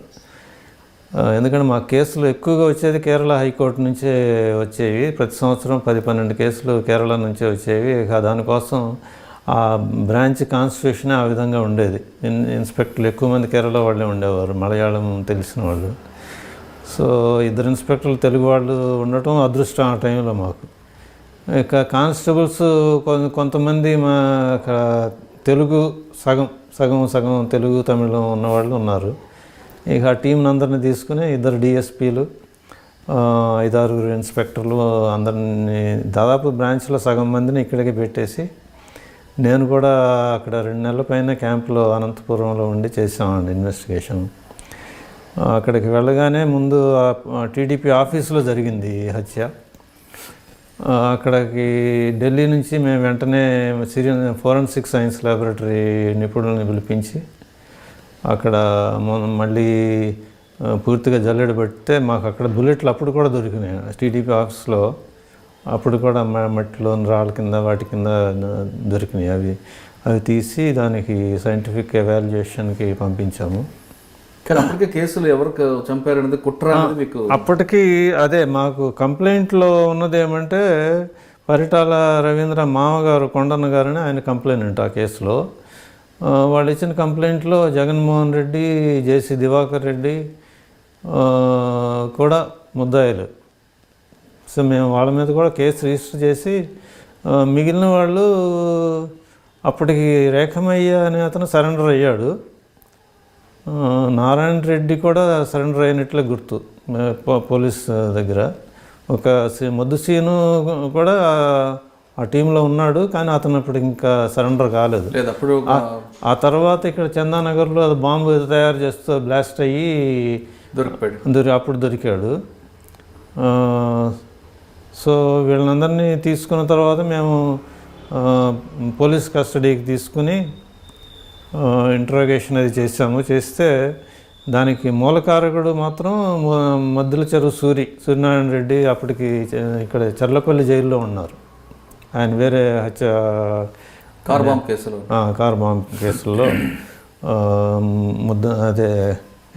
కన్విక్ట్ అయ్యి అక్కడ జైల్లో ఉన్నాడు, శిక్ష అనుభవిస్తున్నాడు.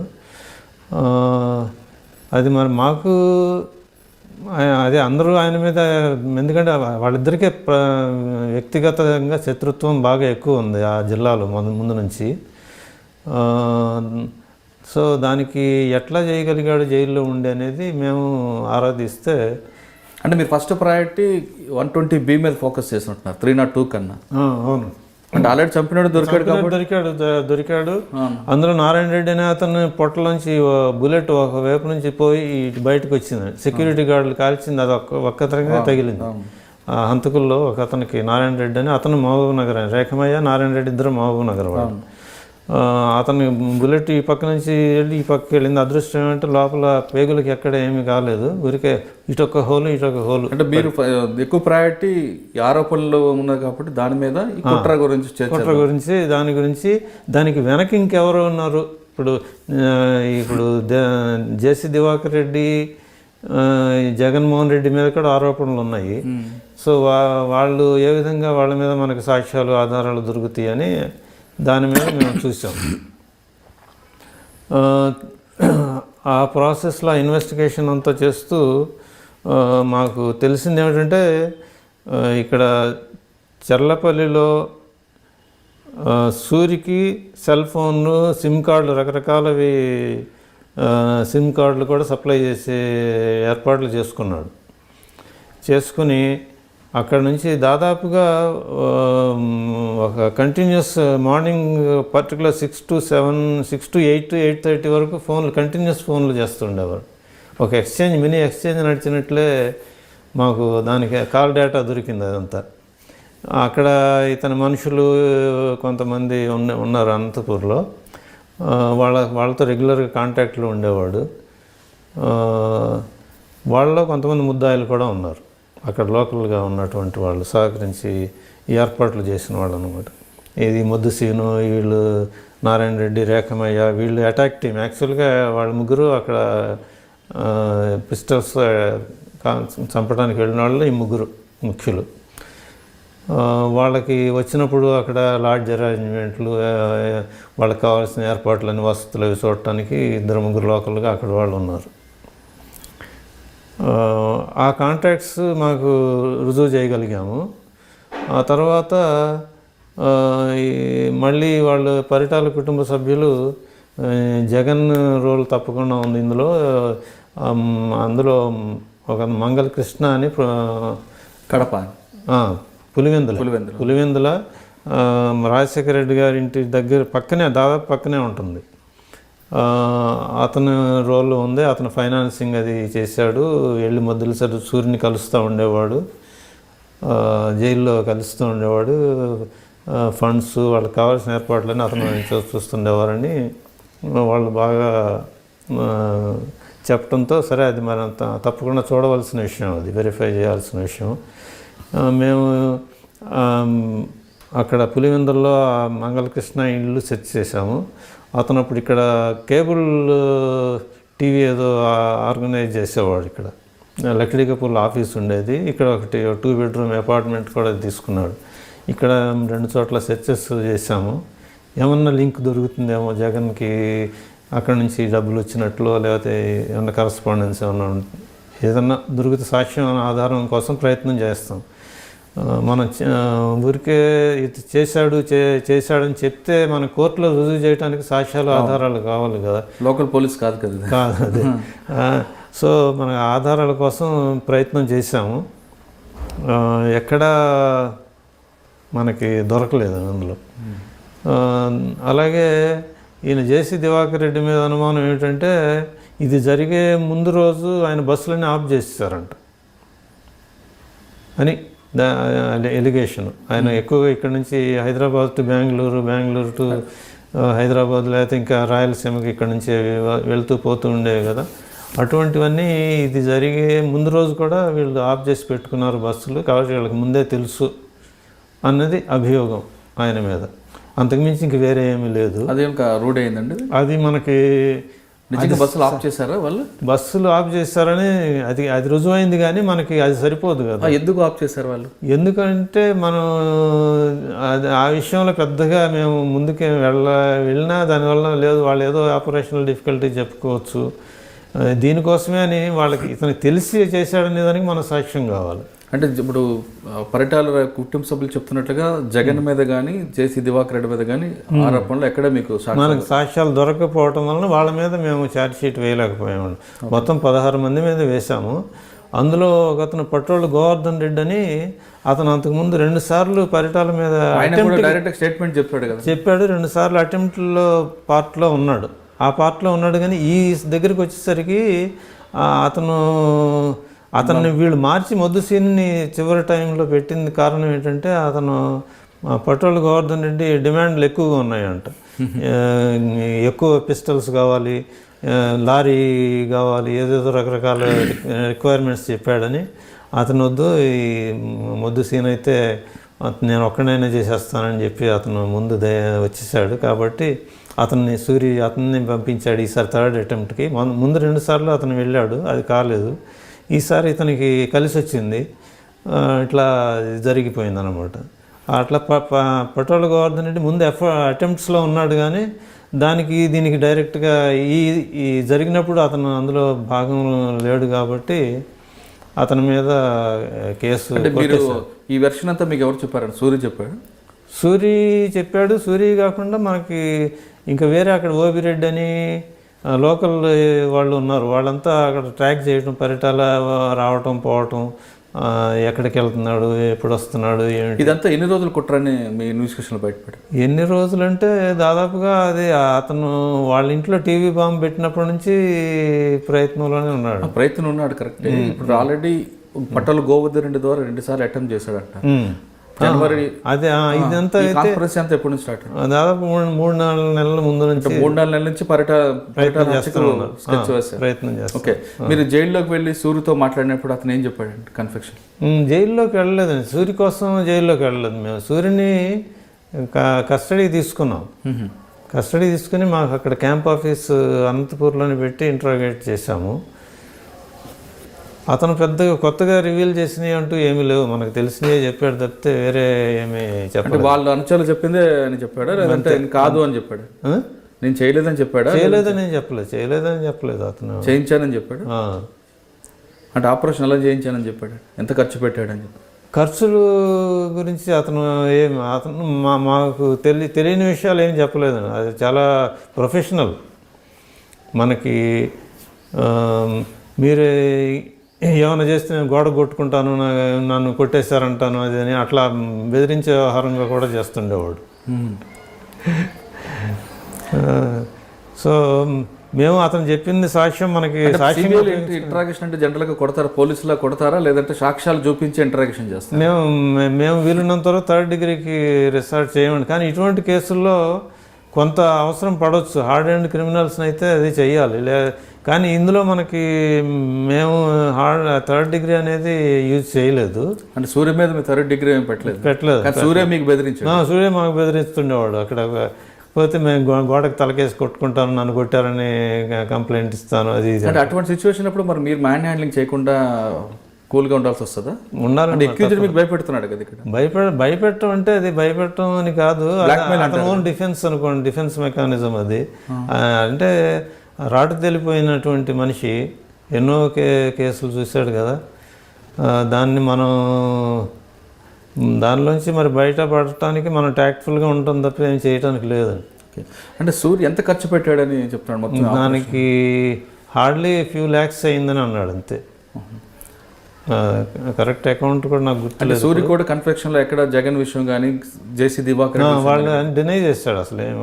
అంటే ఆయన డినై చేస్తాడు, అక్యూజ్డ్ ఎప్పుడు డినై చేస్తాడు. కానీ మీ ఇన్వెస్టిగేషన్లో అది మనకి లింక్ ఎక్కడ దొరకలేదు. దొరికితే తప్పకుండా ఛార్జ్ షీట్ వేసేవాళ్ళు. అందులో ఎటువంటి అపవాదికి ఆస్కారం లేదు. మాకేమి ఇందులో కూడా పొలిటికల్ ఇంటర్ఫరెన్స్ అనేది ఏమి రాలేదు. అంటే సాధారణంగా మీరే అన్నారు కదా, జనరల్గా ఇటువంటి కేసులు పొలిటికల్ ఉన్న వాటిలో వస్తుంది. కానీ ఈ కేసులో కూడా మాకు అప్పుడు ప్రధానమంత్రి మన్మోహన్ సింగ్ అనుకుంటా, అవును అంతే కదా, అప్పుడు 2005 అంతే కదా, ఆయనే కదా. అక్కడి నుంచి కూడా సీఎం కొడుకు కాబట్టి వచ్చే అవకాశం ఉంది. కానీ మాకు ఈ కేసులో అయితే ఏమి రాలేదు. మాకు అంటే డైరెక్ట్గా వాళ్ళు చేయరు. మా పైన డైరెక్టరు, స్పెషల్ డైరెక్టరు వాళ్ళు ఉన్నారు కదా, వాళ్ళ ద్వారా వస్తుంది. వాళ్ళ పరిటాల కేసులో మీకు ఎలాంటి అటువంటి ఒత్తిళ్ళు ఏమి రాలేదు. అంటే మేము పక్కా ప్రొఫెషనల్గా ఇన్వెస్టిగేషన్ చేసుకోవాలి అంతే. ఓకే, మీరు చెప్తున్నట్లుగా సూర్య కన్ఫెషన్ తీసుకున్నప్పుడు లక్షల్లో అయింది అంటున్నారు. ఈ కుట్ర ఎలా చేశాడండి జైల్లో? ఆయన సెల్ ఫోన్ ద్వారా ఇప్పుడు అంటే 2 అటెంప్ట్లు చేశాడు, ఫెయిల్ అయ్యాడు, 3వ అటెంప్ట్ సక్సెస్ అయ్యాడు. ఇదంతా కూడా మొబైల్ ద్వారా జరిగింది కదా. అంటే దాన్ని ఎలా చెప్పుకొచ్చాడు ఆయన? మొబైల్ ఫోన్ లోపలికి ఎలా వెళ్ళింది? జైల్లో సాధారణ మొబైల్ ఫోన్ మొబైల్ ఫోన్ వెళ్ళదు. కానీ అక్కడ లోకల్ జైలు అఫీషియల్సే కరప్షన్ అండి, అక్కడ విపరీతమైన కరప్షను. మేము ఇవన్నీ సాక్ష్యాధారాలతో అప్పుడు డీజీ ప్రిజన్స్కి రాస్తే కూడా ఇటువంటిది ఏమి లేదని కొట్టిపడేశాడు. మేము యాక్షన్ తీసుకోవాలి, అక్కడ జామర్స్ పెట్టాలి, లేదా అక్కడ సీసీటీవీ అనేది ఒకటి ఉందండి. మామూలు ములాఖాత్కి ఎవరు వచ్చారు ఏమిటనేది, అది ఎప్పుడు పని చేయకుండా పెట్టేసి ఉంచేవాళ్ళు. మాకు సాక్ష్యాలు ఆధారాలు ఏమీ లేకుండా, ఎవరు వచ్చారు ఎవరు కలిసారనే దానికి కూడా లేకుండా. మీ ఇన్వెస్టిగేషన్ 16 మంది ఛార్జ్ షీట్ ఫైల్ చేశారు. ఛార్జ్ షీట్ ఫైల్ చేశారు. అవును. అందులో జైలు ఆఫీసర్స్ ఎవరు ఇన్వాల్వ్మెంట్ ఉందని నేను వేశారని వాళ్ళ మీద మేము అదే మనకి డైరెక్ట్ ఆధారాలు ఏమి దొరకలేదు. డీజీపీఏ ఏమి లేదు, వాళ్ళ ఇన్వాల్వ్మెంట్ లేదని ఇస్తాం. మీరు చెప్తున్న ఇన్వెస్టిగేషన్లో చాలా క్లియర్గా వచ్చింది కదా, సెల్ ఫోన్లో ఒక మినీ ఎక్స్చేంజ్ జైల్లో కరెక్ట్. అది రికార్డు ఉన్నప్పుడు కూడా వాళ్ళు ఎందుకు యాక్షన్ తీసుకున్నారు? అది దానికి మనం ఫిక్సింగ్ క్రిమినల్ రెస్పాన్సిబిలిటీ ఎవరి మీద అనేది మాకు ఆధారాలు దొరకలేదు. అది ఫిక్స్ చేయాలంటే వాళ్ళు సెక్యూరిటీ గార్డ్, వీళ్ళకేమో సపరేట్ సెల్స్ ఉన్నాయి, ఒక బ్లాక్స్, సపరేట్ బ్లాక్స్లో స్పెషల్ సెల్ లాగా పెట్టారు వీళ్ళకి. అక్కడ ఫోను అది మరి మానిటర్ చేయడానికి కూడా ఎవరు దగ్గరలో గార్డులు కూడా ఎవరు ఉండరు అనుకుంటా, జైలు గార్డ్స్. కాబట్టి ఎవరిది పర్టికులర్గా రెస్పాన్సిబిలిటీ అంటూ ఫిక్స్ చేసి వాళ్ళ మీద కేసు వేయడానికి మాకు లేక, మేము జైలు వాళ్ళకి ఇటువంటి రెక్టిఫై చేయండి, ఇటువంటి జరగకుండా యాక్షన్ తీసుకోమని అని లెటర్ కూడా రాస్తే దాని మీద అని ఏమి లేదు, అటువంటిది ఏం జరగలేదని రాసి కొట్టేశారు. ఓకే. అంటే సూరి మీకు ఏమైనా చెప్పాడు జైల్లో మొబైల్ ఫోన్ ఎలాగొచ్చింది అని మీరు అడిగారా? అప్పుడు ఆ విషయం పర్టికులర్గా నాకు గుర్తులేదు. ఎవరు ఇచ్చి జైలులో స్టాఫ్ ఎవరో ఒక కానిస్టేబుల్ వాళ్ళు ఇచ్చినట్లు చెప్పాడు. పేర్లు అవి నాకు ఇప్పుడేమో గుర్తులేదు. అది మరి రీఛార్జీ అవి కూడా వాళ్ళే చేస్తుండేవాళ్ళు. ఆ టోటల్ కన్ఫెక్షన్ ఎలాగ ఇచ్చాడండి ఆయన?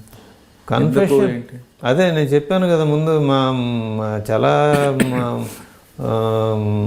మోటు తేరినటువంటి వాడు, రాటు తేలినవాడు, మనకి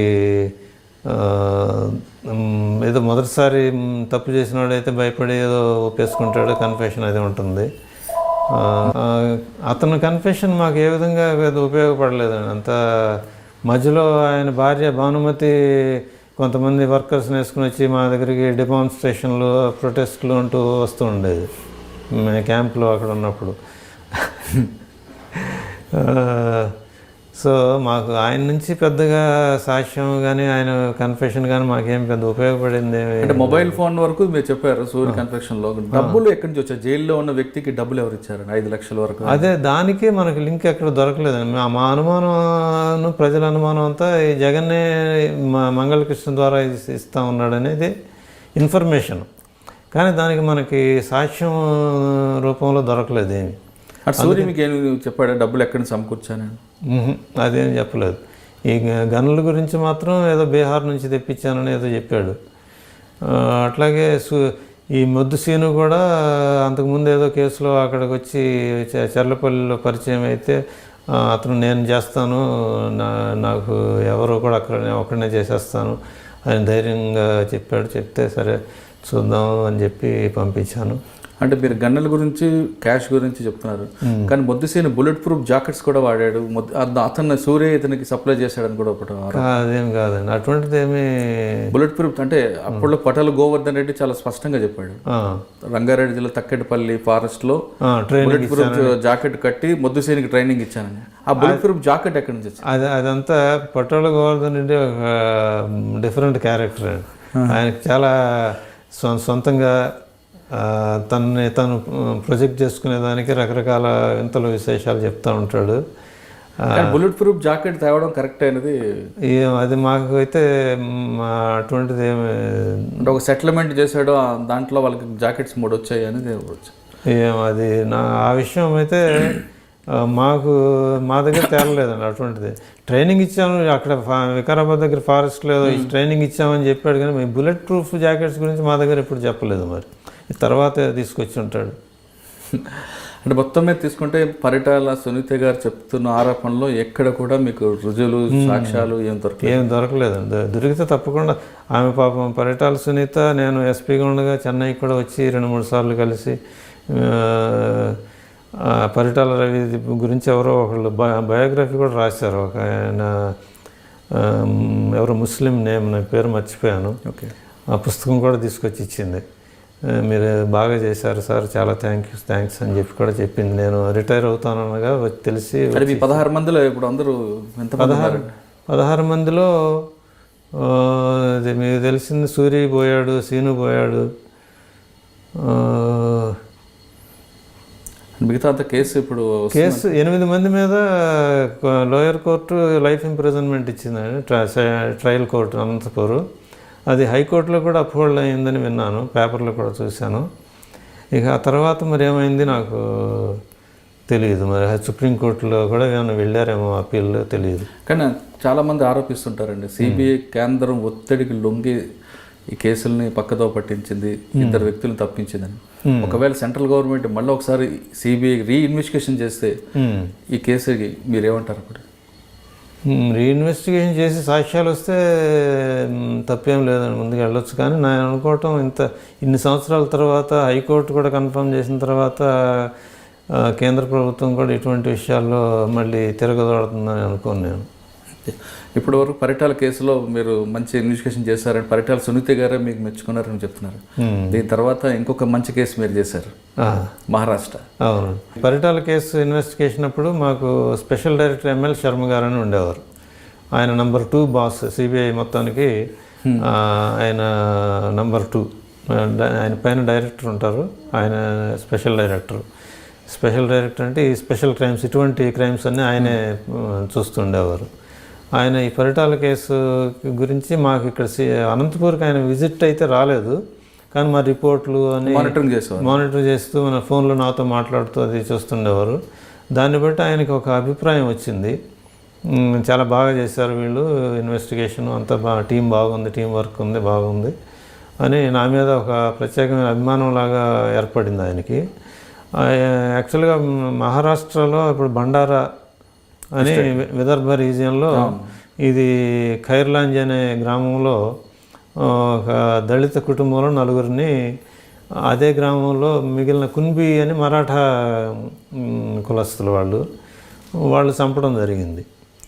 దాంతో అక్కడ మరాఠవాడ రీజన్ అంతా అట్టుడికిపోయింది. అక్కడ ఎక్కువ దళితులు ఎక్కువ ఉండేవారు, ఎస్సీ ఎస్టీలు. దాంతో రైళ్లు తగలబెట్టడం అంతా చాలా ఆందోళన, సమస్యకర బాగా ఎక్కువైపోయింది. సో అది అవడంతో అక్కడ లోకల్ పోలీస్ వాళ్ళు ఇక ఊళ్ళో ఉన్న 45 మందిని దొరికిన వాళ్ళందరినీ తీసుకొచ్చి జైల్లో పడేస్తారు, అరెస్ట్ చేసి అక్కడ బండారా డిస్ట్రిక్ట్ జైల్లో లాడ్జ్ చేస్తారు. సాక్ష్యం ఉందా లేదా ఏమి చూడలేదు. ఆ పరిస్థితుల్లో ఆయన ఎంఎల్ శర్మ గారు, మాకు యాక్చువల్గా మహారాష్ట్ర జ్యూరిస్డిక్షన్లో లేదు, నాకు చెన్నై నుంచి ఆయన, మీరు మీ టీమ్ చేయాలి, ఇది మీకు కావాల్సిన అసిస్టెన్స్ అంతా ఇస్తాను అంటే నేను చెప్పాను, మా దగ్గర తమిళం, మలయాళం, తెలుగు తప్ప హిందీ తెలిసిన వాళ్ళు కూడా నాకే కొద్ది గొప్ప తెలుసు, మిగిలిన వాళ్ళు ఎవరికి అసలు హిందీ తెలిసిన వాళ్ళు లేరు, మరాఠీ కూడా కావాలి, మరాఠీ కావాలి.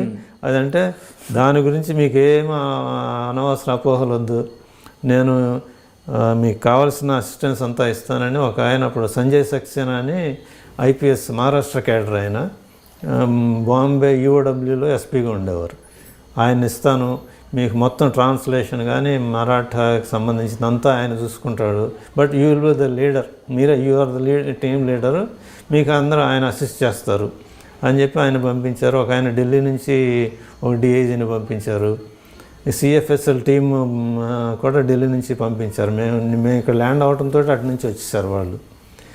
వచ్చి ఇక అక్కడ ఉన్నాయన్ని సైంటిఫిక్ క్లూస్ అన్నీ ముందు కలెక్ట్ చేసుకుని, అప్పుడు మేము అక్కడ ల్యాండ్ అయిన 1 వీక్ లోపు ఆయన కూడా వచ్చేసారండి. ఆయన ఎంఎల్ శర్మ గారు అక్కడి నుంచి వచ్చి పర్సనల్గా విలేజ్కి వెళ్ళి అక్కడ విక్టిమ్స్ తాలూకు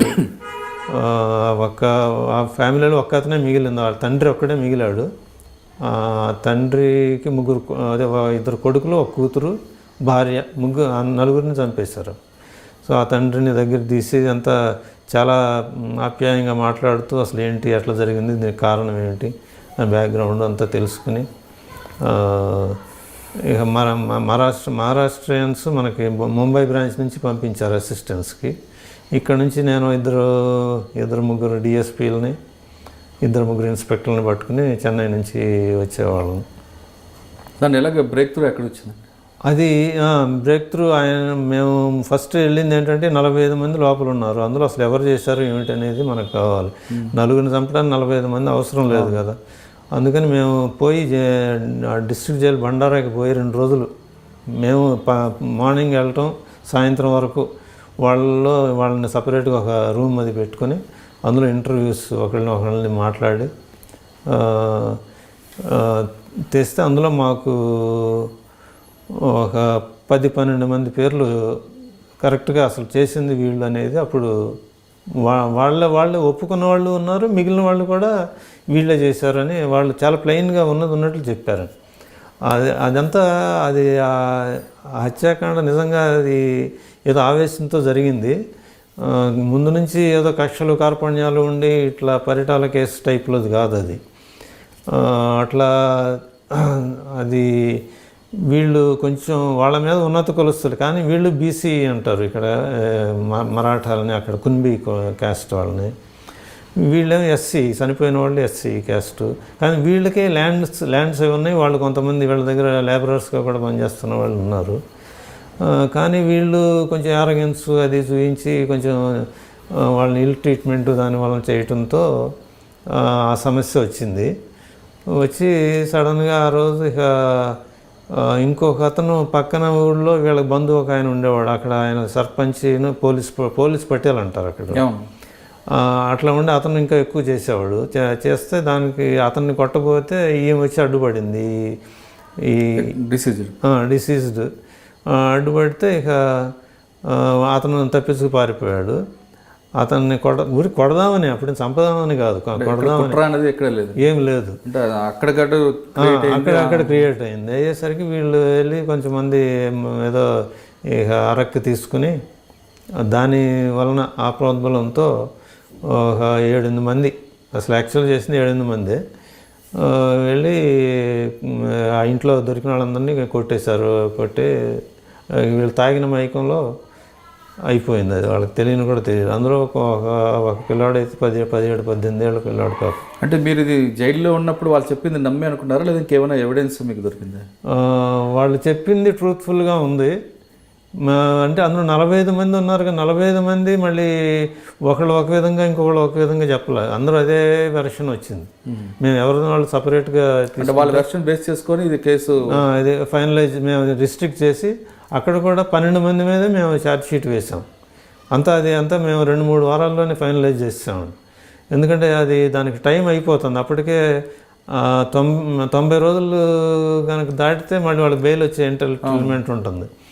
అందుకని మేము ఆ లిమిట్ లోపుగా మేము వెళ్ళేసరికి 2 నెలలు అయిపోయింది. అక్కడ మేము వెళ్ళి విదిన్ 3 వీక్స్లోనే ఇదంతా ఫైనలైజ్ చేసి పైన అప్రూవల్ అంతా తీసుకున్న తర్వాత ఛార్జ్ షీట్ వేసి నేను మళ్ళీ ట్రయల్ కూడా అక్కడ స్పెషల్ ఫాస్ట్ ట్రాక్ కోర్ట్ ఒకటి పెట్టి నేను సర్వీస్లో ఉండగానే 2-3 ట్రిప్పులు మళ్ళీ చెన్నై నుంచి బాంబే టు నాగ్పూర్ టు విదర్భ, అదే అక్కడ బండారా వెళ్ళి ఆ ట్రయల్ కోర్టులో కూడా కూర్చొని నేను స్పెషల్ కౌన్సిల్ ఒక ఆయన బాంబే నుంచి వచ్చేవాడు. ఆయన ఈ పేరు మర్చిపోయాను. ఆయన అన్ని బాంబ్ బ్లాస్ట్ కేసు అన్నీ ఆయనే చేస్తాడు అక్కడ బాంబేలో కూడా. ఓకే, ఆయన వచ్చేవారు.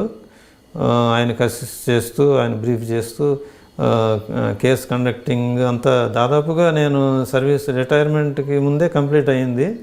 నేను రిటైర్ అయిన కొద్ది నెలల్లోపే దానికి కన్విక్షన్ కూడా 8 మందికి డెత్, 4గురికి లైఫ్ ఇచ్చారు. అప్పుడు మంచి కేసు అక్కడ ట్రయల్ కోర్టులో. దాని మీద అప్పీల్కి వెళ్తే 12 మందికి లైఫ్ 25 సంవత్సరాలుగా మార్చారు. ఇప్పుడు సుప్రీంకోర్టుకి వెళ్ళారు. అందులో అది ఇంకా సుప్రీంకోర్టులో పెండింగ్ ఉందండి ఇప్పుడు. సార్, మహారాష్ట్ర కేసు తర్వాత ఇంకో మంచి కేసు మీరు చేశారు తమిళనాడులో. ఆ కేసు గురించి ఒకసారి. అది మదురైలో 2007 మేలో జరిగిందండి. Sun TV, Dinakaran news paper, Tamil Murasu అని తమిళ్ పేపరు, ఈ 3 Sun TV group Maran group వాళ్ళ సంస్థలు. అక్కడ మాబ్ అటాక్ చేసి తగలబెట్టారు. అది వాళ్ళ ఉద్దేశం ఎవరినో చంపాలని కాదు, కానీ దాన్ని సంస్థని ధ్వంసం చేసి వాళ్ళని నష్టం చేయాలనే ఉద్దేశంతో వెళ్ళారు. అందులో ఇన్సిడెంట్గా దానిలో 2 చిన్నపిల్లలు 23-25 సంవత్సరాల వయసు ఇంజనీర్లు, ఒక ఆయన 42 year old సెక్యూరిటీ గార్డ్, 3 చనిపోవడం జరిగింది. ఆ మంటల్లోంచి బయటపడలేక చనిపోయారు. అది అళగిరి ఫాలోయర్స్ చేసిన కేసు. అటాక్ వాళ్ళు చేశారు. దానికి కారణం ఏమిటంటే వాళ్ళ పేపర్స్లో సర్వే చేసి కరుణానిధి తర్వాత ఆయనకు వారసుడిగా ఎవరు అయితే కరెక్ట్, ప్రజలు ఎవరికి సపోర్ట్ చేస్తారు అనే దాని మీద సర్వే చేసి వాళ్ళు ఎంకే స్టాలిన్కి 70%, 70 మంది, 170 మంది ఆయన్ని ప్రతిపాదిస్తున్నారు. ఒక 5% అళగిరి పెద్ద కొడుకు, కరుణానిధి పెద్ద కొడుకు అళగిరిని, ఇంకో 5% కూతురు కనిమొళిని సపోర్ట్ చేస్తున్నారని ఇచ్చారు. అది వాళ్ళకి కోపాన్ని తెప్పించింది. ఎందుకంటే అళగిరి ఆ ఏరియాలో అన్క్రౌండ్ కింగ్, ఆయన చాలా తిరుగులేని మనిషిగా చాలామంది అవుతుండేవాడు. ఐఏఎస్ ఐపీఎస్ ఆఫీసర్లు కూడా ఆయన చెప్పిన వాళ్ళకే పోస్టింగ్ అవుతుండేది ఆ సౌత్ తమిళనాడు మొత్తం. సో దాంతో అది జరిగింది. అది పొలిటికల్ పర్సనాలిటీస్ ఇన్వాల్వ్ ఉన్నారు కాబట్టి అది సిబిఐకి ఇవ్వాలని ఎవరు మదురై హైకోర్టులో పిటిషన్ వేస్తే దాన్ని బట్టి మళ్ళీ సిబిఐకి వచ్చింది. సిబిఐకి ఇంట్రెస్ట్ చేస్తే మేము వెళ్ళి అక్కడ investigations first sight scene of occurrence అది చూసాము. సైంటిఫిక్ క్లూస్ ఏమైనా ఉంటే అవి కలెక్ట్ చేయించాము ఢిల్లీ టీం నుంచి తెప్పించి. అది అప్పటికి ఎవరు అరెస్ట్ చేశారు తమిళనాడు పోలీసులు? అప్పటికి వాళ్ళు ఎవరిని అరెస్ట్ చేయలేదండి, అది ఇమ్మీడియట్గా వచ్చేసింది, మాకు వెంటనే వచ్చింది. అప్పటికి ఏమైనా చేస్తే ఒకళ్ళిద్దరిని అరెస్ట్ చేసినట్టున్నారు, నాకు పర్టికులర్ పేర్లు గుర్తులేవు. అన్ని తమిళియన్స్, పెద్ద లీడర్స్ కూడా ఎవరు లేరు అందులో. డైరెక్ట్ అటాక్ చేసిన అక్కడ ఏంటంటే వీళ్ళ సీసీటీవీ కెమెరాస్ అవి ఉన్నాయి, దాన్ని పట్టుకుని ఫుటేజ్ని పట్టుకుని ఒకళ్ళిద్దరిని ఎవరినో ఐడెంటిఫై చేసి పట్టుకున్నారు వాళ్ళు. మేము ఇక దాన్నే విశ్లేషించి చూసి చివరికి అళగిరి క్లోజ్ కాన్ఫిడెంట్ ఎవరో ఒక అతను ఉన్నాడు, అతను కొంచెం అదే రఫియన్ టైప్, అతను లీడ్లో ఇదంతా జరిగిందని వాళ్ళని తీసుకుని మనకి mostly we depend on scientific ఎవిడెన్సే. ఇంట్రాగేషన్ చేస్తే వాళ్ళు ఒప్పుకున్నా మనకు కోర్టులో ఉపయోగం సాక్ష్యంగా పనికిరాదు, అది వాళ్ళ ముద్దాయిలు కాబట్టి. అందుకని మేము మోస్ట్లీ ఫుటేజ్ కవరింగ్ సీసీటీవీ ఫుటేజ్ని బేస్ చేసుకుని ఐడెంటిఫై చేసి అది ఇన్వెస్టిగేషన్ చేసి కంప్లీట్ అది 2 వీక్స్లోనే కంప్లీట్ చేస్తామండి. అంటే ఎవరిని అరెస్ట్ చేశారండి అప్పుడు? అళగిరి ఫాలోవర్స్ని అరెస్ట్ చేశారు? అళగిరి ఫాలో అంటే ఎలిగేషన్ ఏమైనా వచ్చింది? అళగిరి మనుషులు చేశారనా? అళగిరి మనుషులే చేశారు, అందులో ఏమీ అనుమానం లేదు. ఎవరి మీద వాళ్ళు పెట్టింది? సీఎం కొడుకున్నాడనా? సీఎం కొడుకు ఉన్నాడని వీళ్ళు ఈ లోకల్ పోలీస్ వాళ్ళు చేస్తే ఎవరు దాని మీద యాక్షన్ తీసుకోరు, సరైన చర్యలు ఉండవనే ఉద్దేశంతో వాళ్ళు హైకోర్టును అప్రోచ్ అయ్యారు. అంటే మీరు ఎంతమందిని అరెస్ట్ చేశారు?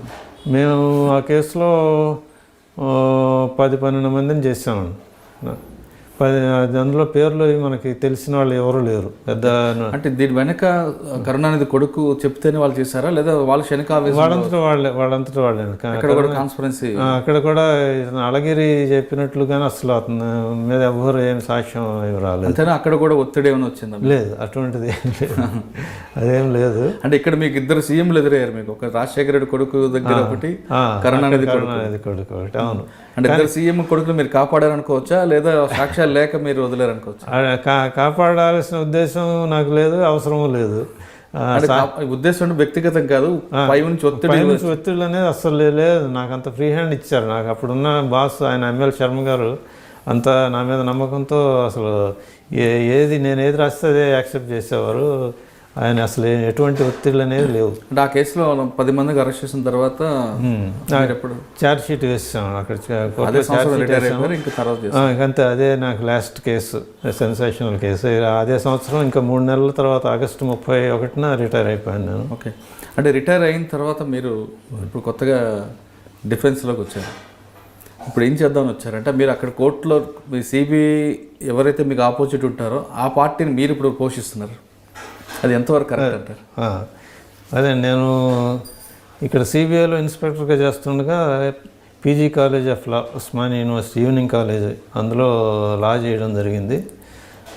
సిబిఐలో ఉద్యోగం చేస్తూ లా చేస్తుండగా నాకు అందులో గోల్డ్ మెడల్ కూడా వచ్చింది.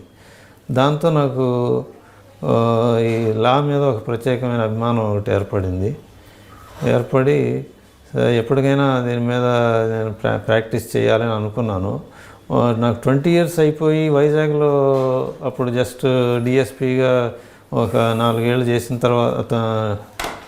చేసిన తర్వాత వాలంటరీ రిటైర్మెంట్ తీసుకుని ప్రాక్టీస్ చేద్దామనే అభిప్రాయం వచ్చింది. వస్తే అప్పుడు మాకు సీనియర్ ఒక ఆయన ఇక్కడ డిఎం రావు గారు అని ఉన్నారు, ఆయన సిబిఐలో కూడా మాకు సీనియరు. ఆయన ఢిల్లీలో 11-12 ఏళ్ళు డిఎస్పీగా చేసి ఆ టైంలో ఇందిరాగాంధీని అరెస్ట్ చేశారండి. ఆ ఎమర్జెన్సీ తర్వాత చరణ్ సింగ్ హోమ్ మినిస్టర్ అయినప్పుడు జీప్ స్కాండల్ అనే కేసులో ఇందిరాగాంధీని అరెస్ట్ చేసినటువంటి ఆయన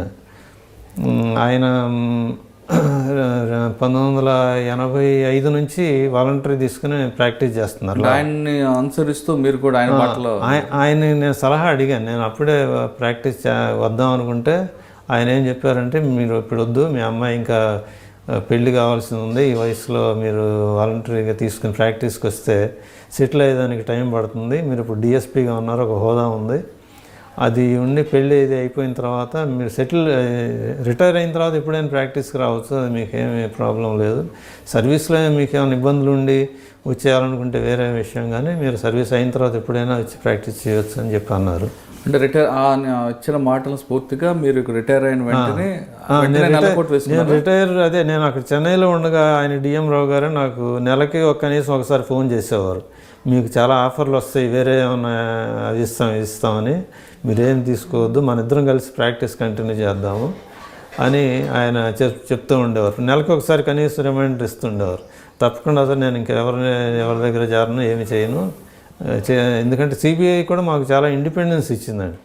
ఉద్యోగం చేస్తుంటే మాకు ఏది కరెక్ట్ అనుకుంటే అది రాసేవాళ్ళం, నమ్మిన దాన్ని రాసేవాళ్ళం, దాని పై వాళ్ళు కూడా అంగీకరించేవాళ్ళు, కరెక్ట్గా నడుస్తూ ఉండేది. అది వేరే ఉద్యోగాలకు వెళ్తే మళ్ళీ ఆ విధంగా మనకు ఆ ఇండిపెండెన్స్ ఉండదు. అది మన అడ్వకేట్ ప్రొఫెషన్లో మనం అంతటా మనం ఇండిపెండెంట్, మనకెవరు బాస్ అనేవాళ్ళు ఉంటారు ఇక్కడ. సో అందుకని నేను ఇందులోకి వచ్చి అది కూడా నేను ఇంకొక కారణం ఏంటంటే సిబిఐలో ఉండగా కూడా నిబద్ధతతో నిజం అనుకున్న దాన్ని, అది సాక్ష్యాలు ఆధారాలు ఉండి అది నిజమైన నమ్మిన దాన్ని నేను రాతపూర్వకంగా పెట్టేవాళ్ళని, ఆర్డర్స్ ప్రకారం మనం దాన్ని ముందుకు తీసుకెళ్ళేవాళ్ళం కేసుని. అట్లాగే అది చేస్తున్నప్పుడు సరే ఇది కూడా మనకి ఇండిపెండెంట్గానే ఉంటుంది కదా, ఇట్లా ప్రాక్టీస్ చేసుకుందాము, లా ఉంది, సిబిఐ ఎక్స్పీరియన్స్ ఉంది కదా అని చెప్పి మా సీనియర్ డిఎం రావు గారు సిబిఐ కోర్ట్సే చేస్తుండేవారు. ఇక ఆయనతో వెళ్ళటం మొదలుపెట్టాను నేను. సరిగ్గా నవంబర్ రిటైర్ అయిన 3వ నెలలోనే బార్ కౌన్సిల్ రిజిస్టర్ చేసుకుని ప్రాక్టీస్ మొదలుపెట్టాను. సిబిఐ కౌన్సిల్లో మీరు జాబ్ చేస్తాను. సిబిఐ కౌన్సిల్ అంటే నేను డైరెక్ట్ సిబిఐ నన్ను పబ్లిక్ ప్రాసిక్యూటర్గా, స్పెషల్ పబ్లిక్ ప్రాసిక్యూటర్గా పెట్టడానికి వాళ్ళకి అడ్డంకులు ఉన్నాయి. 10 ఏళ్ళు బార్ ఎక్స్పీరియన్స్ ఉంటేనే కానీ వాళ్ళు పబ్లిక్ ప్రాసిక్యూటర్గా పెట్టడానికి లేదు. నాకు ఆ అనుభవం లేదు కాబట్టి నేను డిఫెన్స్ సైడ్కి రావాల్సి వచ్చింది. ఇప్పుడు డిఫెన్స్ కూడా అది కాన్స్టిట్యూషనల్ ప్రొవిజన్ ప్రకారం, ఇదేమీ అండర్ హ్యాండ్ కాదు, ఏదో ముద్దాయిల్ని విడిపించేస్తామని మేము అటువంటి భరోసా ఇచ్చి చేయాల్సిన ఉద్యోగం కాదు. కానీ బయట అయితే ఒకటి టాక్ ఉంది, బోస్ గారు సిబిఐలో పనిచేశారు, సిబిఐలో ఉండి ఇప్పుడు సిబిఐకి యాంటీగా పనిచేస్తున్నారు, అదే అరెస్ట్ చేసిన అక్యూజ్డ్ని బెయిల్ పిటిషన్ వేస్తున్నారు, బోస్ గారు ఈ విధంగా చేయడం కరెక్ట్ కాదు అన్నది మీ సబార్డినేట్స్ అంటున్నారు. అంటే మీకు కూడా చాలా క్లారిటీగా చెప్తున్నా, అడగండి సార్, అడుగుతున్నాను, చెప్పండి. మీరు ఆ సంస్థలో ఒక మంచి ఆఫీసర్గా పనిచేస్తూ చాలా మంది కేసులు మీరు చేసుకొచ్చారు. అప్పుడులో మీకు డిఫెన్స్ వస్తున్నప్పుడు వాళ్ళని చూస్తుంటే మీకు కొంచెం ఇబ్బంది ఉండేది, వీళ్ళు మనకి అరెస్ట్ చేస్తున్నాం, వీళ్ళు బెయిల్ ఇస్తున్నారని. ఇప్పుడు మీరు ఎక్కడైతే మీకు ఏ సంస్థకు వచ్చారో ఆ సంస్థకు ఆపోజిట్ బోన్లో ఉన్నారు. అది మన ఆలోచన ధోరణి బట్టి, కానీ మీకు ఇబ్బంది అనిపించట్లేదు? అదే మన ఆలోచన ధోరణి బట్టి ఉంటుంది. నేను ఎప్పుడు డిఫెన్స్ వాళ్ళు ఏదో మన కేసుని వాళ్ళు బెయిల్, మనం అరెస్ట్ చేసాం, వాళ్ళు బెయిల్ తీసుకెళ్తున్నారని, బెయిల్ వాళ్ళ హక్కు అండి, constitutional right to life and Liberty 21 constitution అందులో ఉన్నది. దాని ప్రకారం వాళ్ళు చట్ట ప్రకారం ఆ కోర్టు ఆర్డర్స్ తీసుకుని బెయిల్ ఇస్తారు, అంతేగాని వాళ్ళు వేరే విధంగానో ఏదో విడిపించుకుని లాక్కపోవటం అటువంటి. సిబిఐ ఒక కేసులో ఎవరినో అరెస్ట్ చేసింది, ఇప్పుడు మీరు ఆ వ్యక్తికి బెయిల్ వేస్తారా? వేస్తాం. ఇప్పుడు అదే professional work, this is only being honest and professional work. మనం చట్టానికి పరిధికి లోబడి, మనం చట్టానికి అతీతంగా ఏమీ చేయటం లేదు, చట్టంలో పరిధి లోపల పడే మనం ఇది డిఫెన్స్ కౌన్సిల్ కానీ ప్రాసిక్యూటర్ కానీ అదే వర్క్ చేస్తారు. నాకు మరి సిబిఐ వాళ్ళకి ఆ ప్రొవిజన్ ఉండి పబ్లిక్ ప్రాసిక్యూటర్కి తీసుకుంటే నేను చాలా సంతోషంగా అదే చేసేవాడిని. కానీ నాకు అవకాశం 10 సంవత్సరాల తర్వాత మీకు అది అవకాశం వచ్చే, అదే 10 ఏళ్ళు నాకు పూర్తి అయింది. కానీ మరి ఇప్పుడు వాళ్ళకి రెగ్యులర్ ఎంప్లాయీస్ ఉన్నప్పుడు వేరే వాళ్ళని పెట్టుకోవాల్సిన అవసరం ఉండకపోవచ్చు. వాళ్ళకి ఉంటే ఇప్పుడు నాకు ఎలిజిబిలిటీ ఇప్పుడు వచ్చింది ఎలిజిబిలిటీ, నాకు 10 ఏళ్ళు పూర్తి అయిపోయింది. మనం అప్లై చేశారా? నేనే వాళ్ళు కాల్ఫర్ చేయకుండా ఎట్లా అప్లై చేస్తాం? సరే, ఇప్పుడు మీరు డిఫెన్స్ కౌన్సిల్గా ఉంటున్నారు, ఏ టైప్ ఆఫ్ కేసులు వస్తున్నాయండి మీ దగ్గరికి? కేసులు ఎక్కువగా ట్రాప్ కేసులు వస్తున్నాయా, డిఏ కేసులు ఎక్కువ వస్తున్నాయి? నా దగ్గర డిఏ కేసులు రెండే వచ్చాయి ఇంతవరకు. ఒకటి వైజాగ్ సిబిఐ కేసు, ఒకటి ఇక్కడ, 2 ప్రోగ్రెస్లోనే ఉన్నాయి. ఇప్పుడు ఇంకా అంతం కాలేదు. ప్రోగ్రెస్లో కేసు కొంచెం మనం మాట్లాడకూడదు కదా. అదే మీ సిబిఐలో మంచి మంచి కేసులు చేశారు. మీ కేసులు అందరూ కూడా డిఏ కేసులో సాధారణంగా అక్విట్ అవ్వాల్సింది కన్ఫెక్షన్ వచ్చింది, ఇప్పుడు కౌన్సిల్లో చేస్తున్నారు. అసలు సిస్టంలో ఎక్కడ లూప్ హోల్ కనిపిస్తుందండి? సిస్టంలో ఎక్కడ సిస్టంలో లూప్ హోల్ మనకేమిటంటే సిబిఐలో కేసులు పెట్టడంలో కనిపిస్తుందా, లేదా కేసులు వీగిపోవడంలో కోర్టులో వీగుతుందా? ఎక్కడ అసలు ఇప్పుడు నేను చూస్తా ఉంది ఏంటంటే, ఇప్పుడు నేను చెప్పిన రాధాకృష్ణ నాయర్ గారు కానీ, ఆంజనేయ రెడ్డి గారు, దొర గారు, ప్రభాకర్ రావు గారు, ఆ టైంలో వాళ్ళ సూపర్విజన్ చాలా క్లోజ్గా, చాలా వాళ్ళు వర్క్ మీద ధ్యాస పెట్టి ప్రాపర్గా గైడ్ చేసి, ఈ కేసు సరే ప్రాసిక్యూట్ చేయొచ్చు, ఈ కేసు సాక్ష్యం లేదు కాబట్టి ఇది క్లోజ్ చేయొచ్చు అని అట్లా ఉండేది ఆ కాలంలో. ఇప్పుడు వస్తున్న వాళ్ళు ఏమిటంటే, వాళ్ళు ఎక్కడి నుంచో వేరే వేరే రాష్ట్రాల కేడర్ల నుంచి మన స్టేట్ పోస్టింగ్ కోసం వచ్చేవాళ్ళు ఎక్కువ మంది ఉన్నారు. స్టేట్లో పోస్టింగ్ వస్తుంది, ఇక్కడ ఏదో వాళ్ళ పర్సనల్ పనులు అవి చూసుకునేదానికి, కానీ ప్రొఫెషనల్గా సిబిఐ మీద దృష్టి పెట్టి సిబిఐ వర్క్ని నిబద్ధతతో చేసే ఉద్దేశంతో ఉన్నవాళ్ళు తక్కువ కనపడుతున్నారు. కింద ఇన్వెస్టిగేషన్ క్వాలిటీలో కూడా తగ్గిపోవడానికి కారణం ఏంటంటే, ఇప్పుడు సిఐఎస్ఎఫ్ నుంచి, central industrial security force, CRPF నుంచి, ఆర్పిఎఫ్ నుంచి, వీళ్ళు యాక్చువల్గా వాళ్ళకి లాను, criminal procedure code, evidence act వాటితో సంబంధం ఉండదు. వాళ్ళతో లాఠీ పట్టుకుని ఏదో నడిపేవాళ్ళు, బ్రెయిన్ యూజ్ చేయాల్సిన వాళ్ళకి డిపార్ట్మెంట్ నుంచి వాళ్ళ నుంచి రావటం లోకల్ పోలీస్ నుంచి ఇటీవల కాలంలో హైదరాబాద్లో కొన్ని సంవత్సరాల క్రితం వరకు మంచి ఆఫీసర్ వచ్చారు, కేసులు సంచేషన్ కేసులు సిబిఐ అరెస్ట్ చేసింది. ఆయన ఎలాగుంటారు, ఆయన కేసులు ఎలాగ ఉండిపోతున్నాయి? ఎవరు మీరు? లక్ష్మీనారాయణ గారి గురించి చెప్తున్నారా? లక్ష్మీనారాయణ గారి టైంలో ఇదే జగన్ కేసులో ఎక్కువ, అదే వాటి గురించి సెన్సేషన్ ఎక్కువ వచ్చింది. మరి ఓఎంసీ కేసు ఉంది, సత్యం కేసు ఉంది. సత్యం కేసు అంటే ఒక లెవెల్లో డిస్పోజల్ అయింది, ఇప్పుడు అప్పీల్లో పెండింగ్ ఉన్నాయి అనుకోండి. ఇది ఓఎంసీ గాలి జనార్దన్ రెడ్డి, జగన్మోహన్ రెడ్డి ఈ కేసుల్లో ఇంకా డిశ్చార్జ్ పిటిషన్లే పెండింగ్లో ఉన్నాయి, అవి ముందుకు వెళ్ళటం లేదు. అది డిస్పోజల్ అయ్యి కేసులు సాక్షుల విచారణ మొదలయ్యి అదంతా అయ్యేసరికి ఇంకొక కనీసం 5 ఏళ్ళు వరకు దాని ఫలితం రాదండి మనకి. అంటే మీరు ఇంతకు ముందు చెప్పినట్లుగా గతంలో ముందు సీనియర్ ఆఫీసర్ సూపర్విజన్ కరెక్ట్గా ఉండేది కాబట్టి కేసులు మంచి క్వాలిటీ వచ్చామన్నారు. ఇప్పుడు మీరు చెప్పిన 3 సెన్సేషన్ కేసులు ఉన్నాయి, ఆ కేసుల్లో క్వాలిటీ ఎలాగుంది అనుకుంటున్నారు? అది మనం రికార్డు చూడకుండా చెప్పలేమండి మరి ఎట్లా. కానీ మన పేపర్ రిపోర్ట్లు వాటి ప్రకారం చూస్తే అది ఎంతవరకు రుజువు అవుతుంది అనేది కొంచెం అనుమానంగానే ఉంది, ముఖ్యంగా జగన్మోహన్ రెడ్డి మీద. ఎందుకంటే ఆయన చేతికి మట్టి అంటకుండా చేసిన వ్యవహారం ఇదంతా. సాక్ష్యాలు ఏ విధంగా ఉంటాయి అనేది మనం రికార్డు చూస్తే కానీ చెప్పలేము. ఓఎంసీ కేసు కొంత దానికి ఆధారాలు ఉండే అవకాశం ఉంది, ఎందుకంటే ఆయన డైరెక్ట్ బెనిఫిషియరీ. మైనింగ్ ఎక్స్ప్లాయిట్ చేసి క్విట్ ప్రో, ఈయన ఎక్కడ ఇన్వాల్వ్మెంట్ లేదు, ఫైల్ మూవ్మెంట్కి అసలు ఈయనకి సంబంధం లేదు, సెక్రటేరియట్ ఎప్పుడు పోలేదు, ఆయన ఎవరిని ఏదో ఒత్తిడి చేసినట్లు. ఎలాంటి కొంత ఆధారం ఉంటే సిబిఐ అరెస్ట్ చేస్తుంది అంటారు, మరి జగన్మోహన్ రెడ్డికి ఎందుకు అరెస్ట్ చేయాల్సి వచ్చిందండి? అది మరి అంటే సిబిఐ నామ్స్ ప్రకారం కాదని మీరే అన్నారు కదా. అవును, సిబిఐ నామ్స్ ప్రకారం. నేను అప్పుడు ఒకసారి అంటే నేను ఒక కేసును డినై చేస్తున్నాను, కేసును వాల్యూ తగ్గించాలన్న ఉద్దేశం కాదు.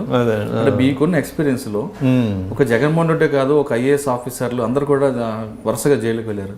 అవును, అంటే ఎలాంటి ఇప్పుడు కొంతమంది మీరు చెప్తున్న సిబిఐ నామ్స్ ప్రకారం కేసులో ఉన్న ఎఫ్ఐఆర్ ఉన్న వ్యక్తి బయటికి పారిపోతాడని కానీ, కేసు ఇన్వెస్టిగేషన్ సహకరించపోయినా కానీ, లేదా సాక్ష్యాలు తారుమారు చేస్తాడని అనుమానం ఉంటే అరెస్ట్ చేసిన సిబిఐ నామ్స్ అంటుంది. కానీ ఒక ఐఏఎస్ ఆఫీసరు, ఒక ప్రజాప్రతినిధి, ఒక చాలా మంది ఇన్వాల్వ్మెంట్, చాలా మందిని అరెస్ట్ చేస్తారు. అప్పుడు అంటే వాళ్ళందరూ అంతా క్రూడ్గా ఉంటారు. ఎవరి అభిప్రాయాలు వాళ్ళు. మామూలుగా నా అభిప్రాయం ఏంటంటే, వాళ్ళు చట్టం నుంచి తప్పించుకు పారిపోరు, వాళ్ళు సాక్షుల మీద వాళ్ళ ప్రభావం ఉంటుంది. ప్రభావం చూపించి తారుమారు చేస్తున్నారు అనేటువంటిది కాంక్రీట్గా ఎవిడెన్స్ లేకపోతే అరెస్ట్ చేయాల్సిన అవసరం లేదండి. మరి ఇందులో ఎటువంటి వాళ్ళకి వచ్చినాయో మరి ఇన్ఫర్మేషన్ దాన్ని బట్టి తీసుకున్నారు. ఆ కేసులో వాళ్ళని అరెస్ట్ చేయడం చేయాలని కానీ ఒత్తిడి వచ్చి చేసి ఉండొచ్చు అనుకుంటారా? ఒత్తిడి గురించి నేను చెప్పలేను అది. సరే, మీరు ఇప్పుడు అసలు ఆ కేసు పక్కన పెడదామండి. సిబిఐ కేసుల్లో ఇటీవల కాలం సెంటర్లో తీసుకుంటే 2G కానీ, ఆ 2Gలో స్టార్ట్ అయిన స్కామ్ 4G వచ్చింది. 4G వచ్చేసరికి కేసు అంతా తుస్తానని చెప్పి అవును, అప్పుడులో వాళ్ళందరూ అరెస్ట్ చేశారు. గల్లగారి వాళ్ళందరూ జైలుకి వెళ్ళారు. వాళ్ళు చాలా కాలం జైల్లో కూడా, కనిమూలి జైల్లో ఉన్నారు, రాజా అందరూ జైల్లో ఉన్నారు. అవును. అంటే మీరు ఏ బేసిక్లో అరెస్ట్ చేస్తుంటారు? కొన్ని సంవత్సరాలు తిరిగిన తర్వాత అసలు కేసు లేదు అని కేసులో ఈ సాక్ష్యాలు కొట్టడం వల్ల దానివల్ల ఎవరికి ప్రయోజనం అంటే? అదే మన దగ్గర ఈ కోర్టులకు కూడా ఒక అకౌంటబిలిటీ, మరి తెలుగులో సరైన పదం ఏంటో నాకు తెలీదు, అది అకౌంటబిలిటీ అనేది లేదండి. వాళ్ళు ఇచ్చిన జడ్జిమెంటు అది దానికి సరైన అది ప్రామాణికమా కాదా అనేది పైన అప్పీల్కి పోవటం తప్పితే మనకి ఇంకో మార్గం లేదు. దాని గురించి మనం క్రిటిసైజ్ చేస్తే కంటెంప్ట్ ఆఫ్ కోర్ట్ అంటారు. కాబట్టి అప్పీల్ చేయటం తప్పితే ఇంకొక మార్గం లేదు. ఒక జడ్జి ఒక రకంగా అభిప్రాయపడి దాన్ని కొట్టేస్తున్నాడు. పై కోర్టులో అదే ఇది చూసారుగా జయలలిత కేసులో ఏం జరిగింది, ఇక్కడ హైకోర్టులో కొట్టేస్తే అది సుప్రీంకోర్టుకి అప్పీల్కి వెళ్ళి అక్కడ మళ్ళీ వాళ్ళు 1 year 2 years అట్లాగే పెండింగ్ పెట్టారు. జయలలిత వెళ్ళిపోయిందని తెలియగానే వెంటనే మళ్ళీ ఈమెది టేకప్ చేసి వారం రోజుల లోపుగా ఆమెకు శిక్ష వేసేసారు. ఇది అటువంటిది మనకి ఒక సిస్టంలో సిస్టమిక్ డిఫెక్ట్ అనేది. జడ్జిలకి ఏంటంటే అకౌంటబిలిటీ లేదు. ఇప్పుడు ఎవరైనా సాక్ష్యాలు ఆధారాలు ఉన్నా కూడా నేను నమ్మటం లేదని చెప్పి కొట్టేసిన కేసులు చాలా ఉంటాయి. అటువంటిప్పుడు వాళ్ళ మీద అడ్మినిస్ట్రేటివ్ యాక్షన్ కానీ, వాళ్ళ మీద వై గివెన్ సచ్ జడ్జిమెంట్ అని అడగటం కానీ దాని మీద అటువంటి ప్రాసెస్సే లేదు. అది వస్తే ఏమన్నా వాళ్ళు కొంచెం రెస్పాన్సిబుల్గా చేస్తారేమో అని నా అభిప్రాయం అండి. ఓకే సార్, మీరు సిబిఐలో చేశారు, తర్వాత ఇప్పుడు కౌన్సిల్ ఉన్నారు. మీ అనుభవంతో సిబిఐ అంటే జనరల్గా పబ్లిక్కి మంచి గౌరవం ఉంది. అది ఒక పార్టీకి సంబంధించింది కాదు. సెంట్రల్ బ్యూరో ఆఫ్ ఇన్వెస్టిగేషన్ అంటే పబ్లిక్ ఒక గౌరవం, ఒక భయం, అన్ని రకాలు ఉన్నాయి.